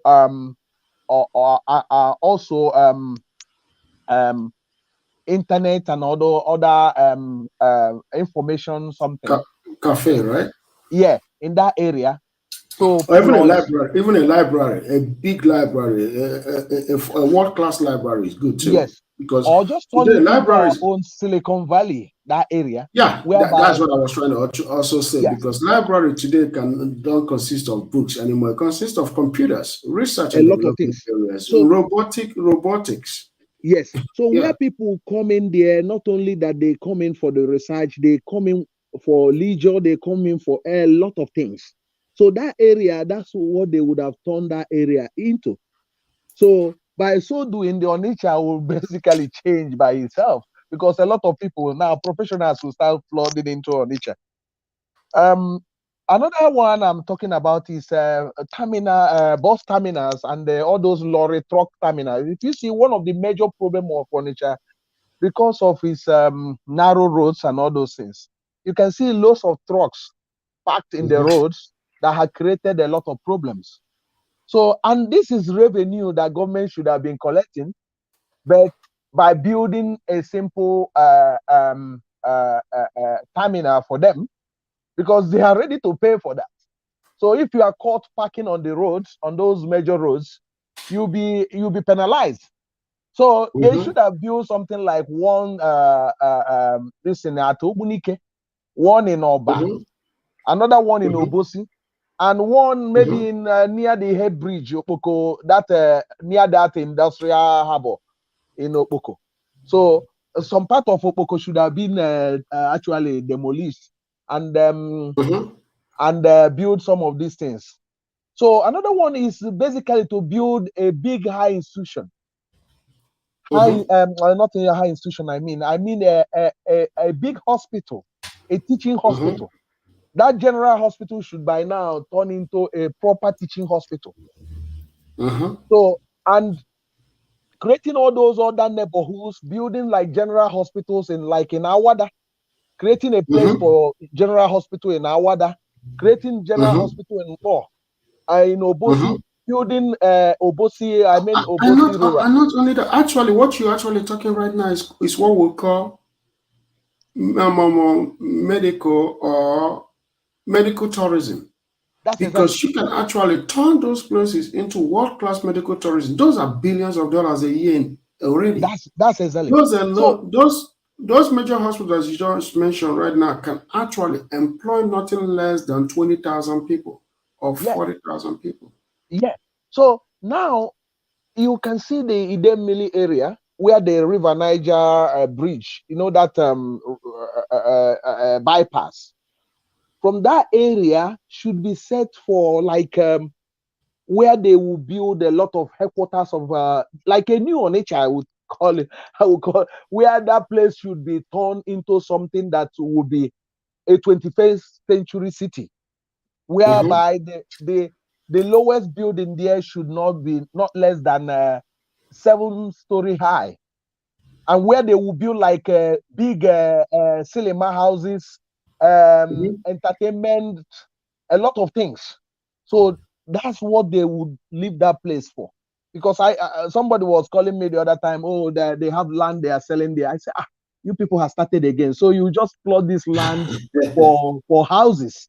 So if you build houses, where will those people get money to eat? Because if you are planning on building only houses and on houses, residential houses, where will those people living there? Where will they work? We can also turn that place into because Onitsha now at the moment is having a problem of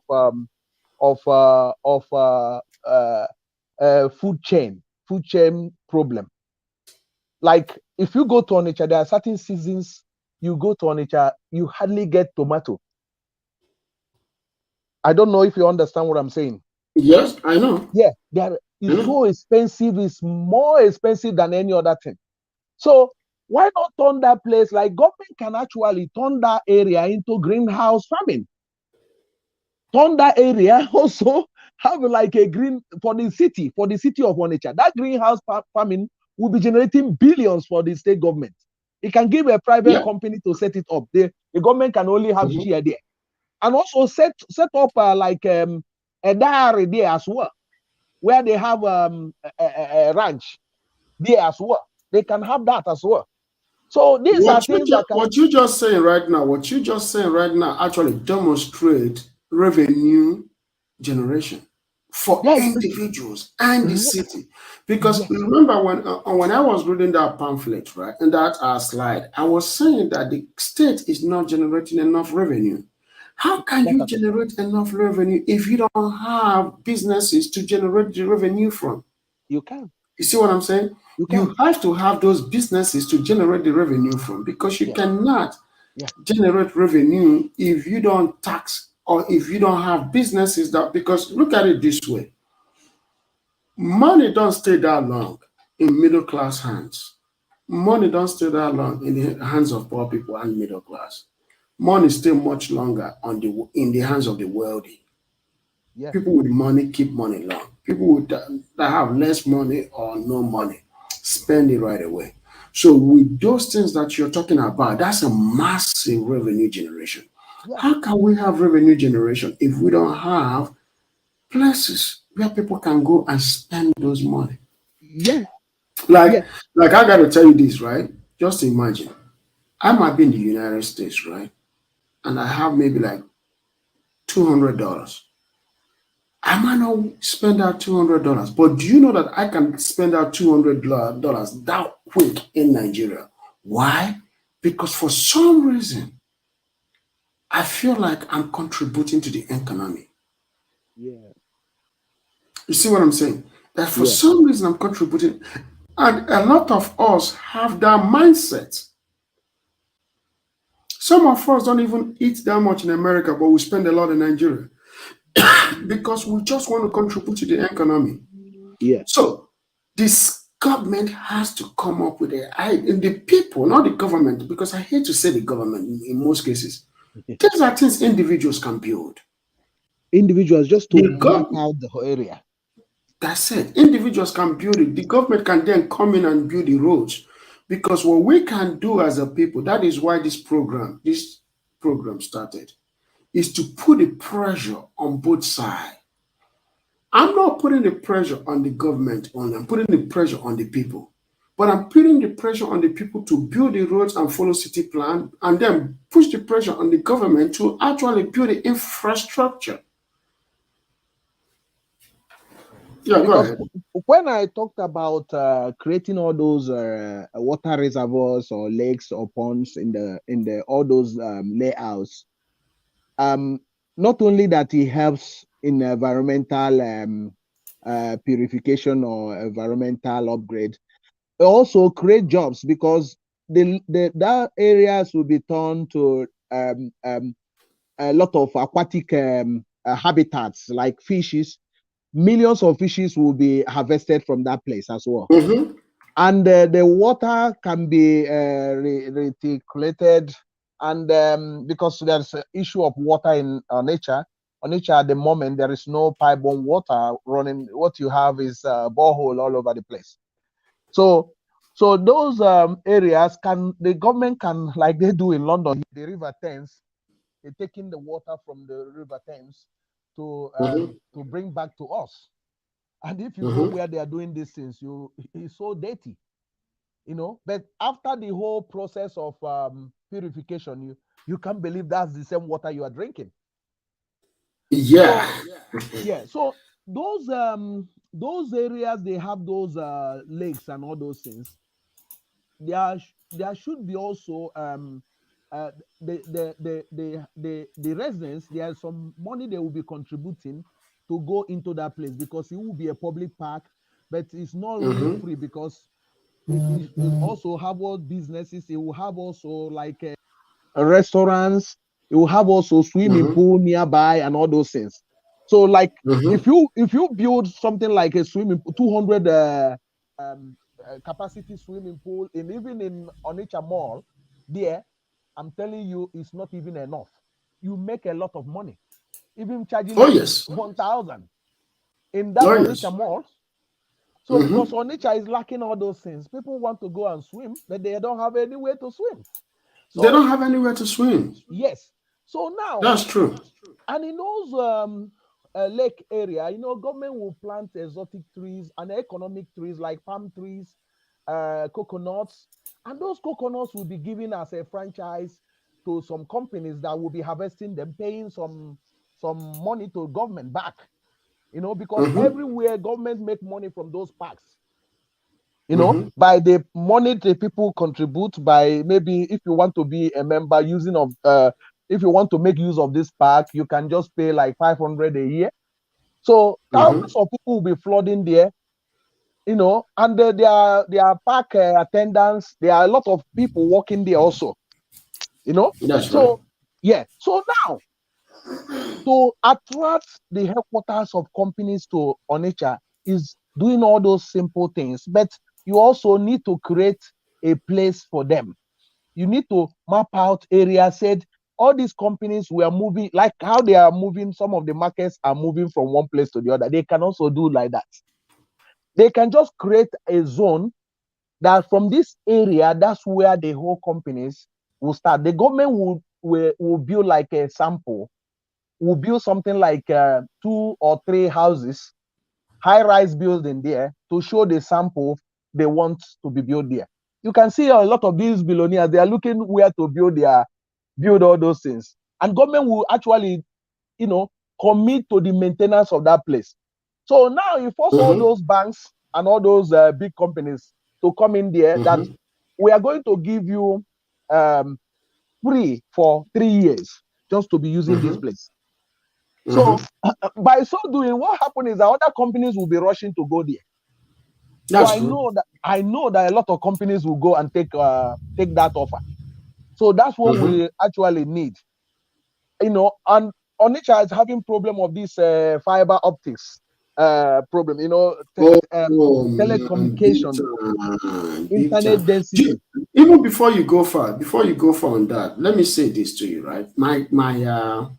I was actually having a conversation with my brothers-in-law. So he left Jos for Newi. So when he got to Newi, because he was doing computer accessories trade in Jos, so he got to Newi hoping to do the same thing, but he couldn't find patrons, people to patronize his business. So he had to switch to selling beer. Then I was like, why would you do that? He said, because people in Onitsha don't buy computer accessories. They barely use computer. I was shocked. I was shocked. I couldn't believe it. That tells you a lot about Onitsha area, that Onitsha is a huge potential. But to have such a big city where no people are not really investing in stuff like that, that is disappointing. People, but with this idea, but the reason why I said it is not to discourage you, but is to see the magnitude of that's the magnitude of the lacking. So people like you, people like me, people like others, right, that are interested in that environment, that city, the state itself, can then start pushing because it's a huge potential. Just imagine people selling computer in nature. But mindsets have to change as well because the people drink a lot, according to what my brothers-in-law was saying. He was saying that the people over there drink too much. They spend so much money in eating and drinking than in education. Most universities around here don't even have computers. But guess what? That is the same location where the best of the best Nigerian students, engineers, come out from. That's exactly And I it. ask myself, these guys are one of the best engineers in the whole world with no computer. The best doctors in the whole world come out of this region, particularly that Anambra area. Yes, These are you're the right. best doctors, the best engineers in the world, not in Africa, not in Nigeria. I'm telling you about global. The guy, the number one computer developer today, came from that region. He works for NASA. One of the top engineers in the whole world came from that region. And this guy never used computer in his life, but came here and destroyed computer and built computer. Emeka, the guy that built the fastest computer in the 90s, came out of the same region. So that is the thing about it. It's a potential, but we have to start doing something. Go ahead, my brother. Yeah, I think because of this challenge, I must also comment Soludo because I heard that he started laying fiber optics that will link major cities in Anambra State. I think once they finish, according to what I heard he was talking about, they will create open zones where people can actually have internet free. So if they will be able to do that in Onitsha, you can see that a lot of things will change or automatically in Onitsha. The mindset, a lot of things will change because a lot of these Onitsha businessmen have partners around the world, and a lot of them, because of the poor communication, having it difficult to transact their businesses. But with this That's coming right. up, it will make the internet penetration very, very high. So, Mm-hmm. and it will also make the communication very smooth. Because if you check Mm-hmm. now, the number of foreigners living in Onitsha For over 5, 6 years now, it has increased. It has quadrupled. It There are just quadrupled. thousands of Turkish citizens. We're not talking about Chinese that we are making that place like their home now. Indians, Vietnamese, people from there's another country that are a lot of them there as well. So because of these are business partners to those people, and they are ready to bring down their production line to Onitsha if the government can create industrial parks.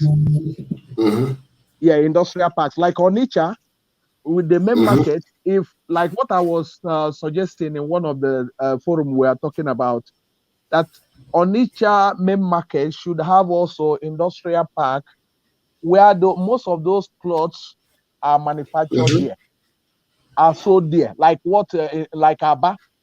But in Onitsha, they need to, it's not just building shoe market, but build it like something that is 21st century industrial park, Yes. where those Yes. belts, most of those products they are importing from China will be built there. They only need the raw material. So their partners can actually come down to do these things. I could remember a man I That's right. know when I was living there. Uh, Ocean Waves is the name of his company is Ocean Waves.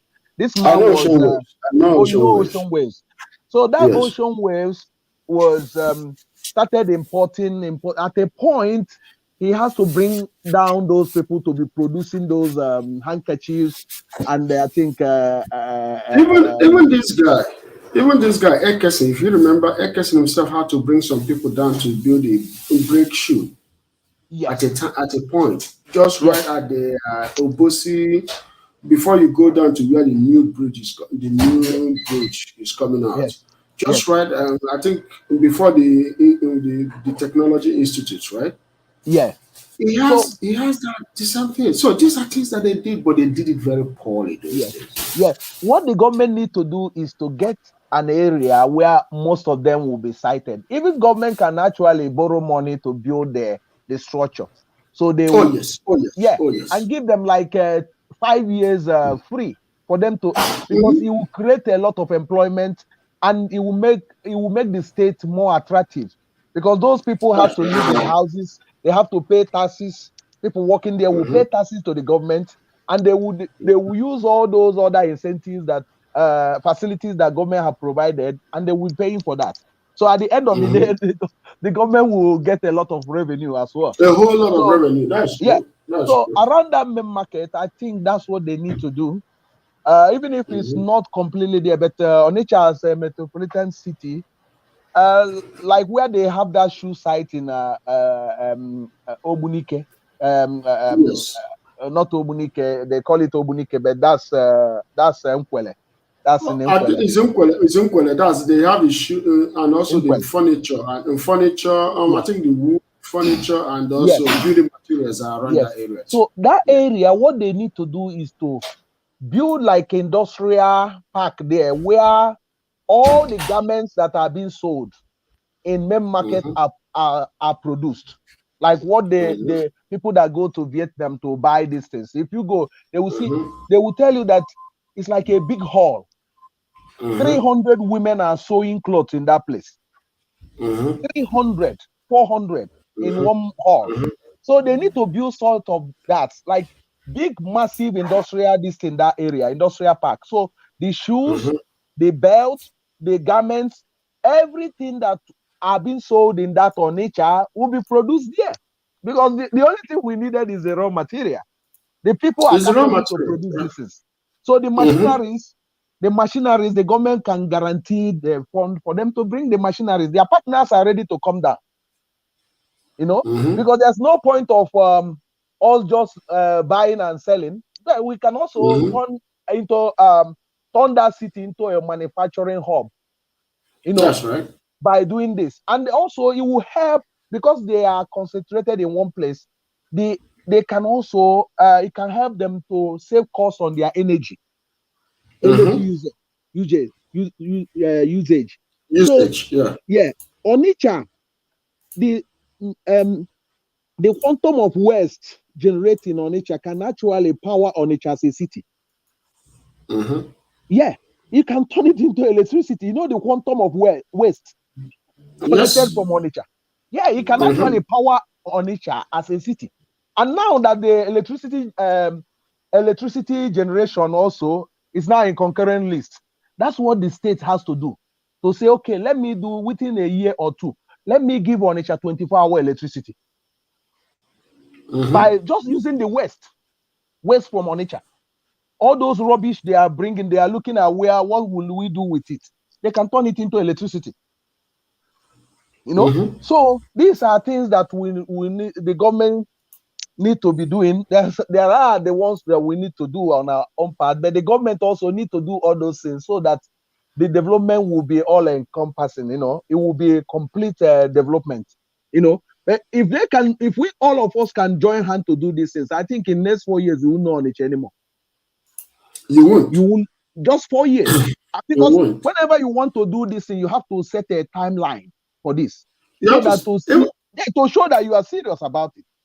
You know, because if you say, oh, we are planning, 10 years, you are not going to do anything. But if you say, okay, nothing. Starting with all the street roads in Onitsha, inner street roads, that within 2 years, we want all the street tarred with concrete. Within 2 years. People will do it. All of them, yeah. Every street. People will do it because the people have the money. Like I said, it's the region with the largest per capita income. Yeah, the money or per capita wealth. The money is there a lot. The money is there. What will happen is that you will put a price like incentive, like any street that finish their own within 6 months, the government is going to donate 600 bars of cement to them. So you will see competition. You will see real developmental competition happening. You know, so suddenly you see big competition. So with other furniture, road furnitures. So I do believe that is workable. The issue of security is another thing I discussed with BVI. So he was telling me, I know the guy Asuzu, Chinedu Asuzu. Yeah. I know. I've watched his show, but I'm going to want to team up with him because. I was saying to him that why I try to get involved in this is they are not far enough in bringing out the solution. I was looking at when he was telling me about what was happening in Opiweka. I said that Opiweka is a place that multi-billion transport business is based. So how can just few rat tag charlatans will be holding the people for ransom? So if you allow them, they keep on creating, turning the image of that place to look like that place is the worst in Nigeria. So I said to him that a simple coordination of CCTV with walking, talking, with control room will just stop these things, this nonsense happening, because they will be monitoring people going on there. So that's right. Yeah, I said that's a simple thing. I said just because you go around, go to those private companies there and say to them, look, you don't need to wait for government. This is what we're gonna do. Turn this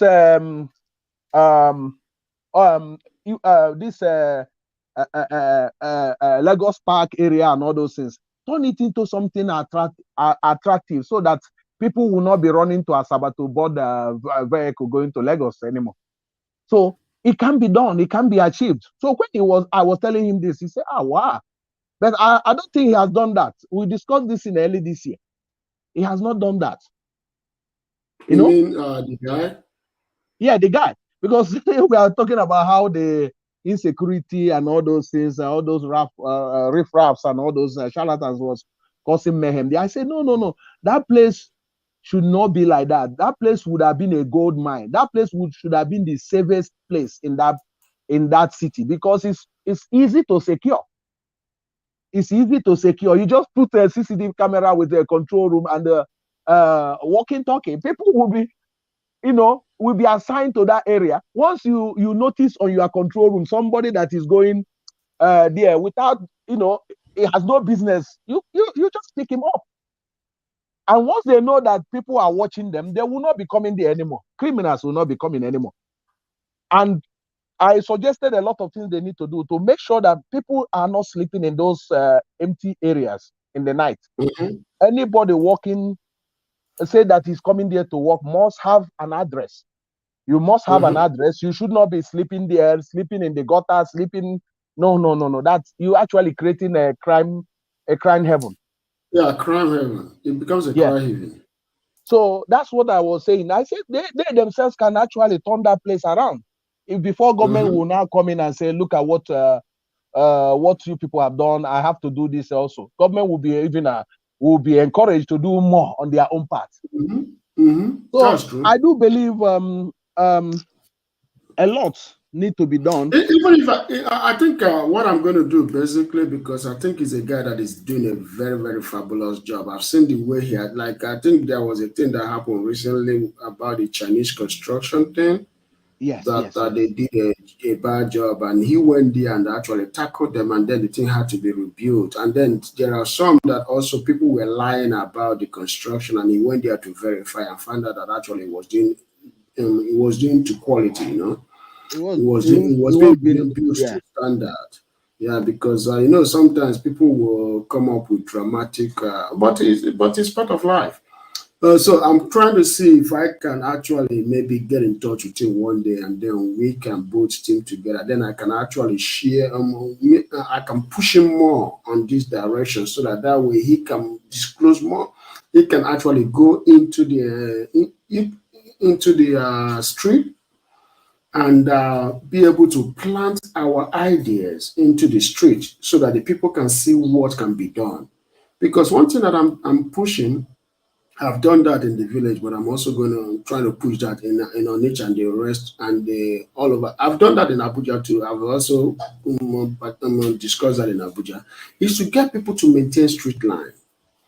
Don't build your house beyond the street in the city limit. You see what I'm saying? So that way we can create chance for roads to pass through, and then you can have two vehicles, going in opposite direction. And also being able to, like these things that you discuss about the improvement and infrastructures that can be, built, and institutions that can be built, and also parks and recreation centers that can be built around the city, that can create fostering environment and also be able to inspire people and inspire the environs. Those are things that we can discuss with him and also be able to push it as him being there on the ground. You know what I mean? Because as somebody that is local, there are many things he doesn't know. Yes. There are many things he doesn't I told know. him about the street one. He was so impressed with it.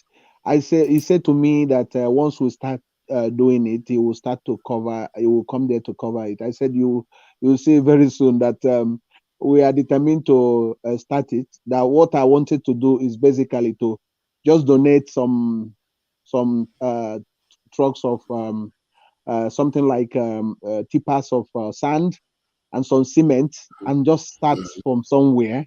And after I'll start, I'll now call the other people, because we've been discussing it, but they are still waiting for somebody to start it. So that's what so he said to me he will be there once we'll start. He will be there, so he will use it as an example to propagate that. So I said to him that also good to go to your own area, also to start it in your own area. That's right. Yeah, the people you can only donating in the church, but you are living an environment very untidy, unkept.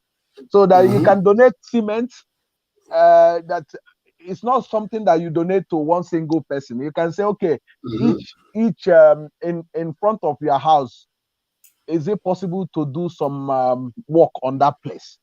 So that you don't just give one person the whole money, or the whole bag of cement. No, you can also divide it into the street can be divided into 4 places, so to make it easy for people. So have a timeline for that. That's what we discussed, and he was pleased. So I hope before the end of the year we'll use one of the streets as an example. We'll start something there, and motivate the people that We and by telling them you live here and you like this place to be the best. There's no point of looking to go to London. That their London is here.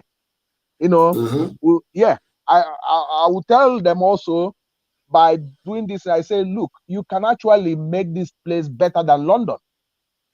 You can actually turn this place better than London. Once you do that, the people from London will be coming down here. You don't even need to tell them. They see it, they say, oh, let me go and visit this place. So yeah, people are going to just imagine, just imagine this, right? Let me show you something on that. Let's go back to that map. Okay, you have River Niger like this. Just right at that river bank, overlooking the what do they call it? Overlooking the river, right? Yeah. You have multiple 5-star hotels and offices. Let me just use this as an example because this is not the view of River Niger. This is more of the view of River Niger. Okay, you have right here.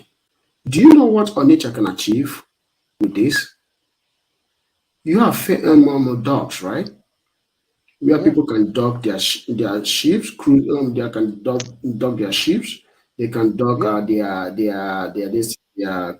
what do they call it? Their ferries can dock, and also people can dock their own individual ships. Like what do they call it? I forgot the name. Why did I forget? So what it is basically.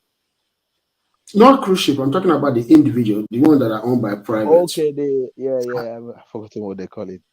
Yeah, I forgot the name of it. But what I'm saying is this: you have high rises like this. You have apartments. Some of these high rises are penthouses. You have like that kind of symposium, cultural centers. Yes. You have entertainment areas. You have whatever you can think of. You have it right at that riverbank. Yeah. Check this out. People can actually live in their houses overlooking this. Yeah. You have men and women driving their jet skis, right? Then you have people with their own individual boats that they can dock on these stores. They can dock their boats and just walk into the city to come and eat where? At the restaurants by the banks. You can have restaurants right here. These restaurants, they're all making money. They're all making money. So what it gives you basically, let me go back to Onitsha again. What it actually tells you basically is this. What we just saw right now can be replicated just right here. Just right here. You see?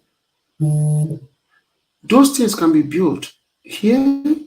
They can be built here. They can be built all the way here. Yeah. They can be built here. And what people are going to do is that they can go from here all the way to what? The ocean. So what you have basically, some people might have houses along this, you see, all the way to the ocean. But because Onitsha can inspire all that. And right here is Asaba too. Because remember New York, New Jersey, right?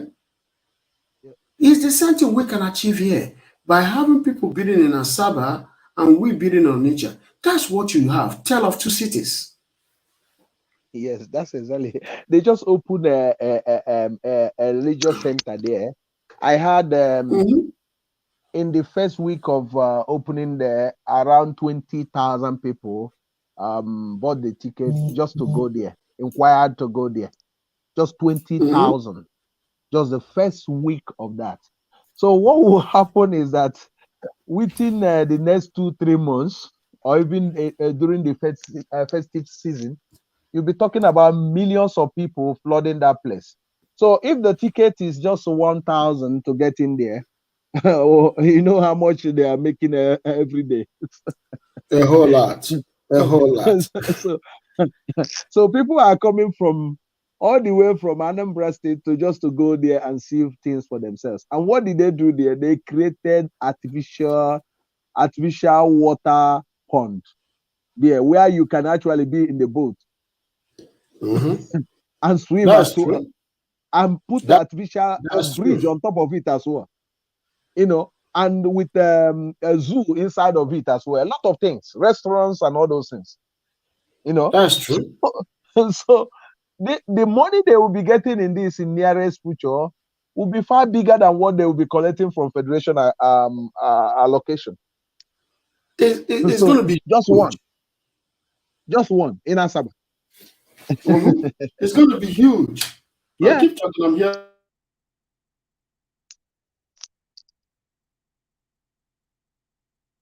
Hello. Yeah, it's going to be huge. It's going to be huge. Like there is Yes. what you're saying is 100% correct. But the thing is that our people don't understand. No, not that our people don't. We have to, because I don't want to blame the people anymore. Yeah, it's just I don't. somebody to lead them, somebody to guide them. You Mhm, just need somebody to show the way. Once somebody show the way, people start doing the same. I could remember when the aquatic aquatic business started. Um, one person started it. He was making a lot of money from it. mhm, And a lot of mhm, people started. I could remember one guy, Emeka or Obalo or something, or something. He's a special advisor to the governor now. He was actually into the oil business in Port Harcourt.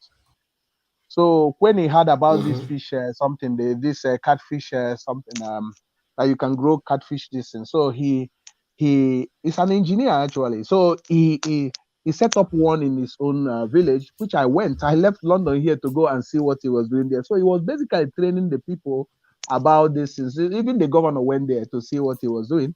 He wasn't that mhm, huge then, but mhm, he changed a lot of people. So people started investing in it, building this thing. The only thing that some of the people didn't learn is how to feed those fish. It's not just mhm. getting the fish, but you need to find a sustainable way to feed those fish. So that's why a lot of people their businesses collapsed on that. But some people continued. So when Obiano was talking, the guy advised Obiano to do to set up a fish village whereby Yeah. government will build a lot of ponds and the people will come to lease it, and the feed producers will be nearby supplying the feed for the fishes. So Obiano reluctantly know how he was doing. It wasn't from it's not his vision.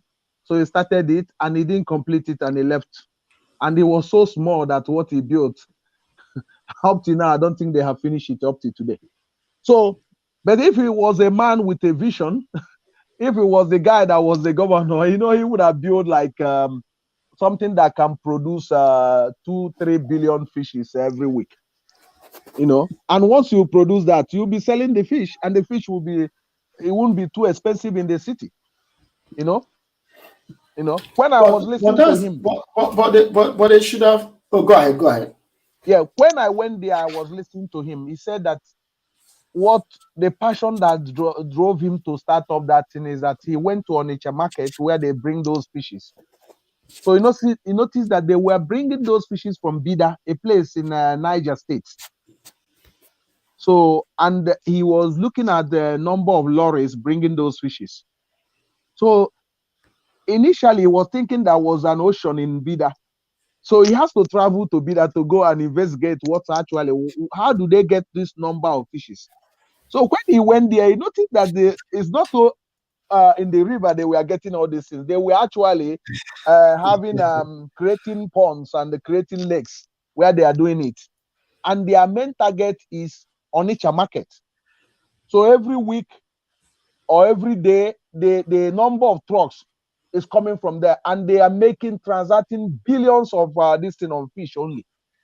So he now said, oh, if the government will listen to him, he can change all that. That the fish that are being consumed in Onitsha will be produced in Onitsha.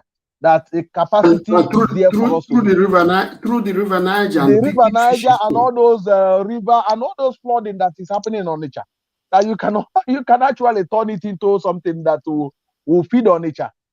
You don't need to get the fish from any other place. So he said that nobody was listening to him. So that's why he set up the little money he got. He set up that thing. So he started training the people. Until one day somebody told the governor about him. I think P2B was told about him. So he invited him. That time P2B was about to leave. So, but after P2B left, he continued with Obiano. Obiano later made him advisor and made him is now something like a director of one of these this thing. So if this guy, if that thing he was saying was followed, I'm telling you, that thing alone would change Onitsha. It will change Onitsha or Anambra State. It will also change Nigeria as a country. Completely. Yeah. And Nigeria is known also for its fishery. You'll be surprised. It's also known for its fishery. But I still, man, I gotta tell you, right? Look at this place right now. I'll show you something right now. Do you think you've seen fish in Nigeria? Wait until you go here. Let me show it to you.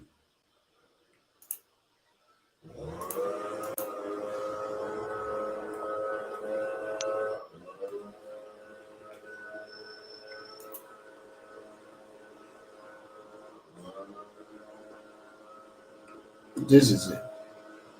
This is Nigeria fishery.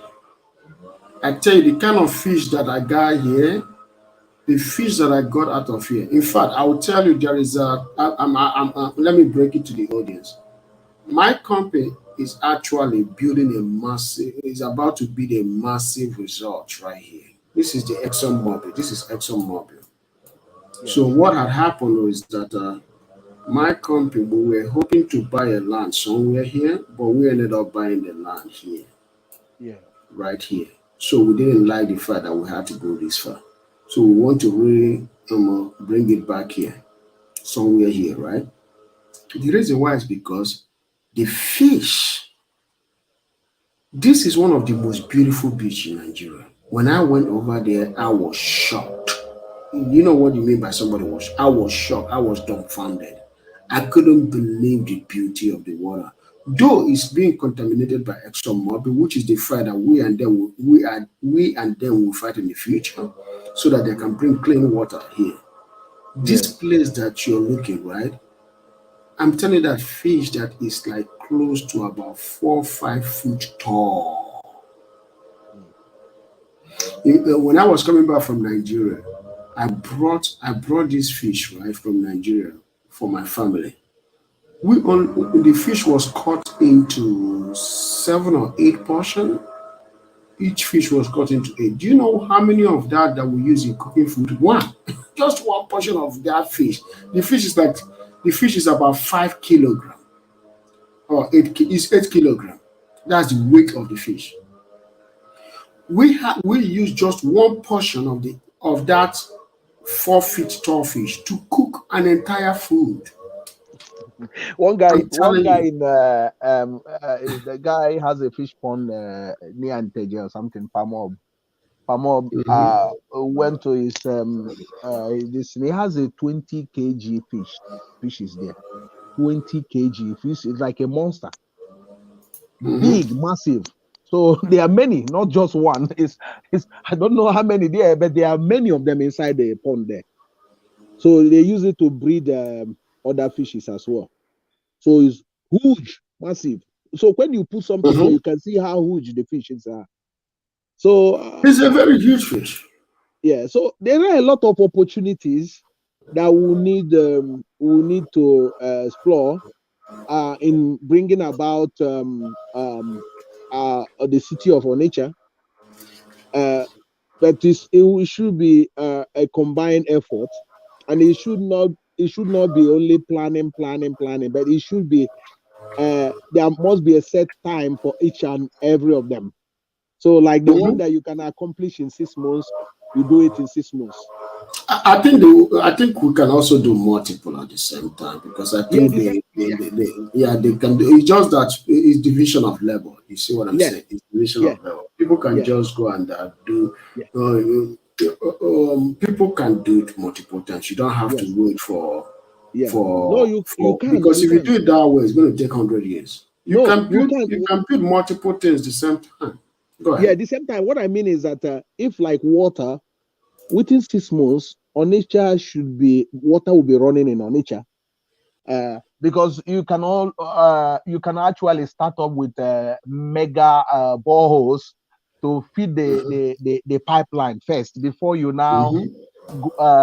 do the job on that of Onitsha water works, Mm-hmm. to bring it back. That one might take you a year to bring it back, but Mm-hmm. the mega boreholes will not take you more than 6 months to finish and pump the water into the pipe, the existing pipe already. So the That's right. water That's right. will be distributed to Onitsha, and people start paying for that. So billions Mm-hmm. will be recovered in Onitsha from water only.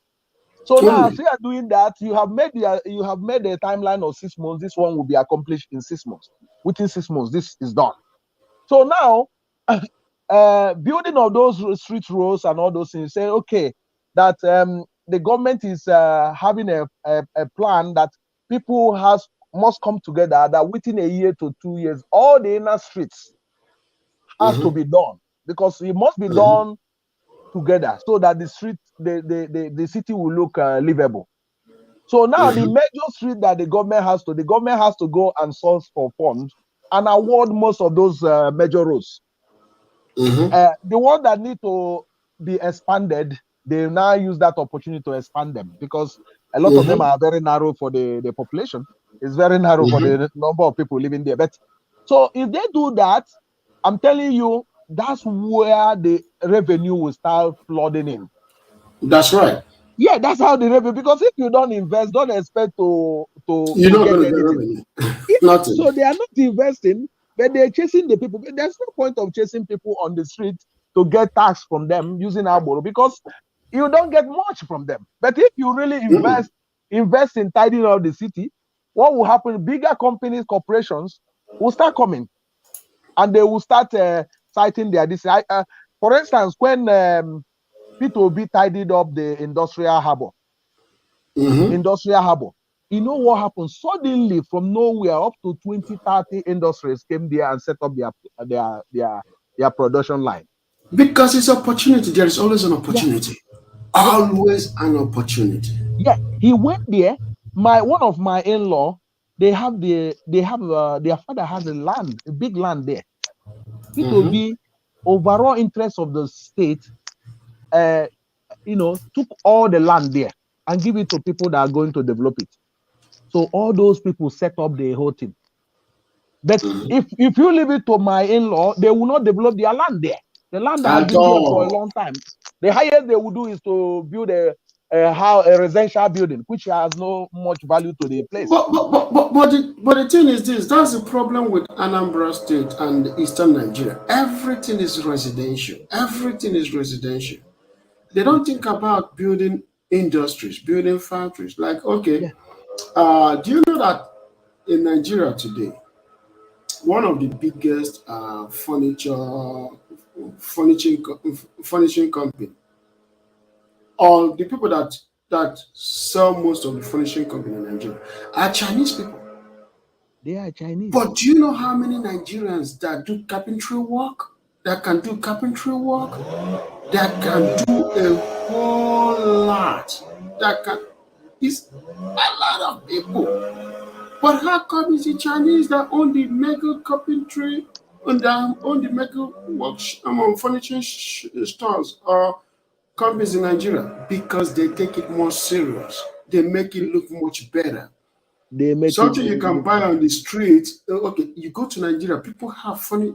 I'm surprised that people will build furniture and living in the middle, leather furniture and living in the middle of the sun.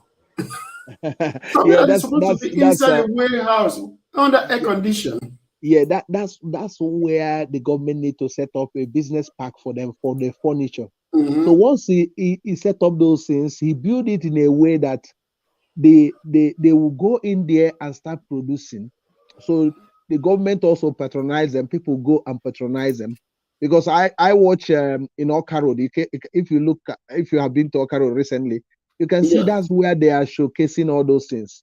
So Ibeto have two or three places where, Ibeto is into furniture as well. Most of these banks and big companies buy from Ibeto as well. So Ibeto have but banks and big companies are not enough. Those are small slices of the pie. You see what I'm saying? It's true. Small slice of the pie, because there are a lot of people with money. It's true. There are a lot of people with money. Go ahead, sir. Go ahead. Keep what they need to do is to provide a place where they will have them with a conducive and a better housing for them. The government can do these things, and and the investors will come also build like a warehouse structures and all those things where they produce all those things in a very conducive area that is like industrial park. Even all those people building gates, you can see the metal works and all those things. You build a place for them with those furniture and all those things. So that place will create a lot of jobs, and they will be exporting their furnitures and their gates to any country. Yeah, because it will be packaged very well. So, but if you don't do that, it's like roadside mechanics. You can see everywhere in Nigeria, roadside mechanics. You can also build a mechanic village where technology of a lot of things will come up. Suddenly they start fabricating cars. They start doing a lot of things. So that's how you can actually get people, get the place, and generate a lot of money. Supposing you build a mechanic village in Onitsha, build like 3 in Onitsha. When I talk about Onitsha, I mean metropolitan city. But when you talk of mechanic village, are you talking about where people can come and do exchange knowledge of fabrication, production, or are you talking about spare parts? Because when you got to be specific when you talk about mechanic village, I mean, is where they exchange the technology of fixing the cars and also assembling the cars, assembling new cars. Just like okay, let's say you know how in Los Angeles there are people that can dismantle a car and recouple a car and make it look good. That's exactly that's what you're talking about. Yeah, yes, because when you say Nigeria do remove and fix. So because one of the place in our Ugwaba, there's a place a lot of, you can see the ingenuity of these people, how they dismantle cars. I remember one guy, he doesn't have that so much money to buy a car, but one of them built a brand new car for him. He just assembled a car with a new design completely. The guy was driving this car until I left Nigeria for a long time. So supposing if you have created those people in that old spare part, created a place for them for this type of thing, innovation, fabrication, and like a mechanic village with ample space. Suddenly you see them producing new cars, producing cars or assembling cars, whatever you do. So, but in the long term, government benefit from that because you can easily get money from them. They can easily become a multi-billion business. Let's do this, right? The reason why I have to stop you here is because this is the topic for tomorrow. Okay. Because I'm actually joining another forum very soon now. Okay, good. So I start at 11 o'clock tomorrow. So this is going to be the topic for tomorrow, okay? So I'm going to prepare because you're getting into my field. I'm a mechanical and aerospace engineer.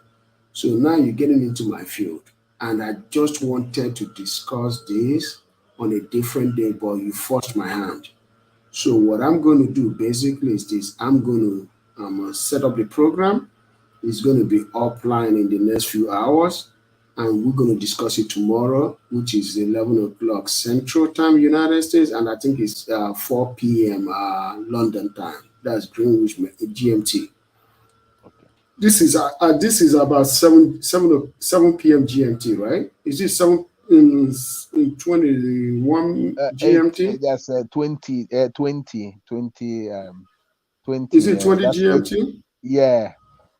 Okay, so it's going to be 8 o'clock in the evening now here.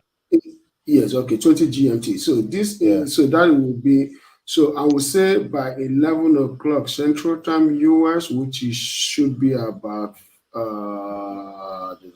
we should be about 19. No, 17. Is it 17? Yeah, 1700 GMT. 1700 is 5 p.m. over there, right? Yes, 5 p.m. Okay, 1700 GMT. That's 17 o'clock GMT. That's when the next program will start. So we are going to discuss this. So what I'm going to do, I'm going to bring out some pictures that will demonstrate what we're going to discuss. Okay. So thank you very much. You're welcome, my brother. See you tomorrow at the same time. Bye. Yeah. Bye. Okay, let me round up. Okay, sir. Okay, bye-bye. Thank you, everyone, for listening. This is a very, very, very, very good conversation that we had today. And I'm also hoping to get more people that are going to come online to have this conversation. Yes, this is about Nigeria. But I want you guys to understand one thing. Even though this is about Nigeria, this is global. My target and our target is to build markets where Africans and Pan-Africans can come and do business. Let me repeat again, where Africans and Pan-Africans can come and do business. Change the game. Then from there, we can go global. Change the way we do business, make the way we do business to be 21st century, catch up where we're lacking. And I bet you we are going to catch up. This is a short conversation, but, it's not a short conversation. This is almost 3 hours. This is almost 3 hours. But tomorrow, we are going to dive into other aspects of changing the game, changing the way we do business. We are going to discuss things that have to do with automotive, mechanical, aerospace, tech, and the rest of them. We are going to discuss it tomorrow. So let's start. Let's open up our ears. Let's be here tomorrow at 11 o'clock Central Time, 12 o'clock p.m. Eastern, and 9 o'clock Pacific. That's going to be 5 o'clock Nigerian time. That's Greenwich GMT, which is 17 o'clock GMT, 5 p.m. over there. Let's come and let's talk. Tomorrow, 11 o'clock Central Time, United States. We are going to talk. I'm going to post this online and we're going to make it happen. Please, tomorrow, come back because we are going to continue where we start. I'm trying to run this show that has to do with technology, that has to do with development from Monday to Friday, every day at 11 p.m. That's what I'm trying to do. So let's try to make it happen and let's make it happen, okay? Thank you so much, guys, for listening and have a great day. Bye-bye.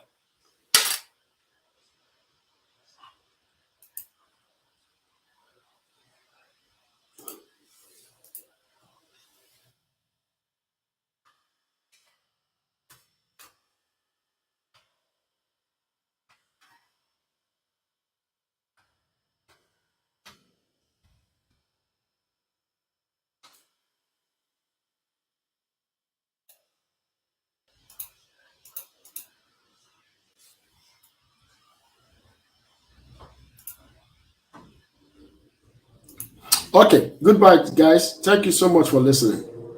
And I continue the chat, continue the chat and you can go also and chat. Please don't forget to like and share this video. Don't forget to like and share it and also tell your friends about it. Share with your friends, share with your buddies and share with everybody. Tell them to subscribe and like and share, okay? Thank you so much and have a good day. Bye-bye.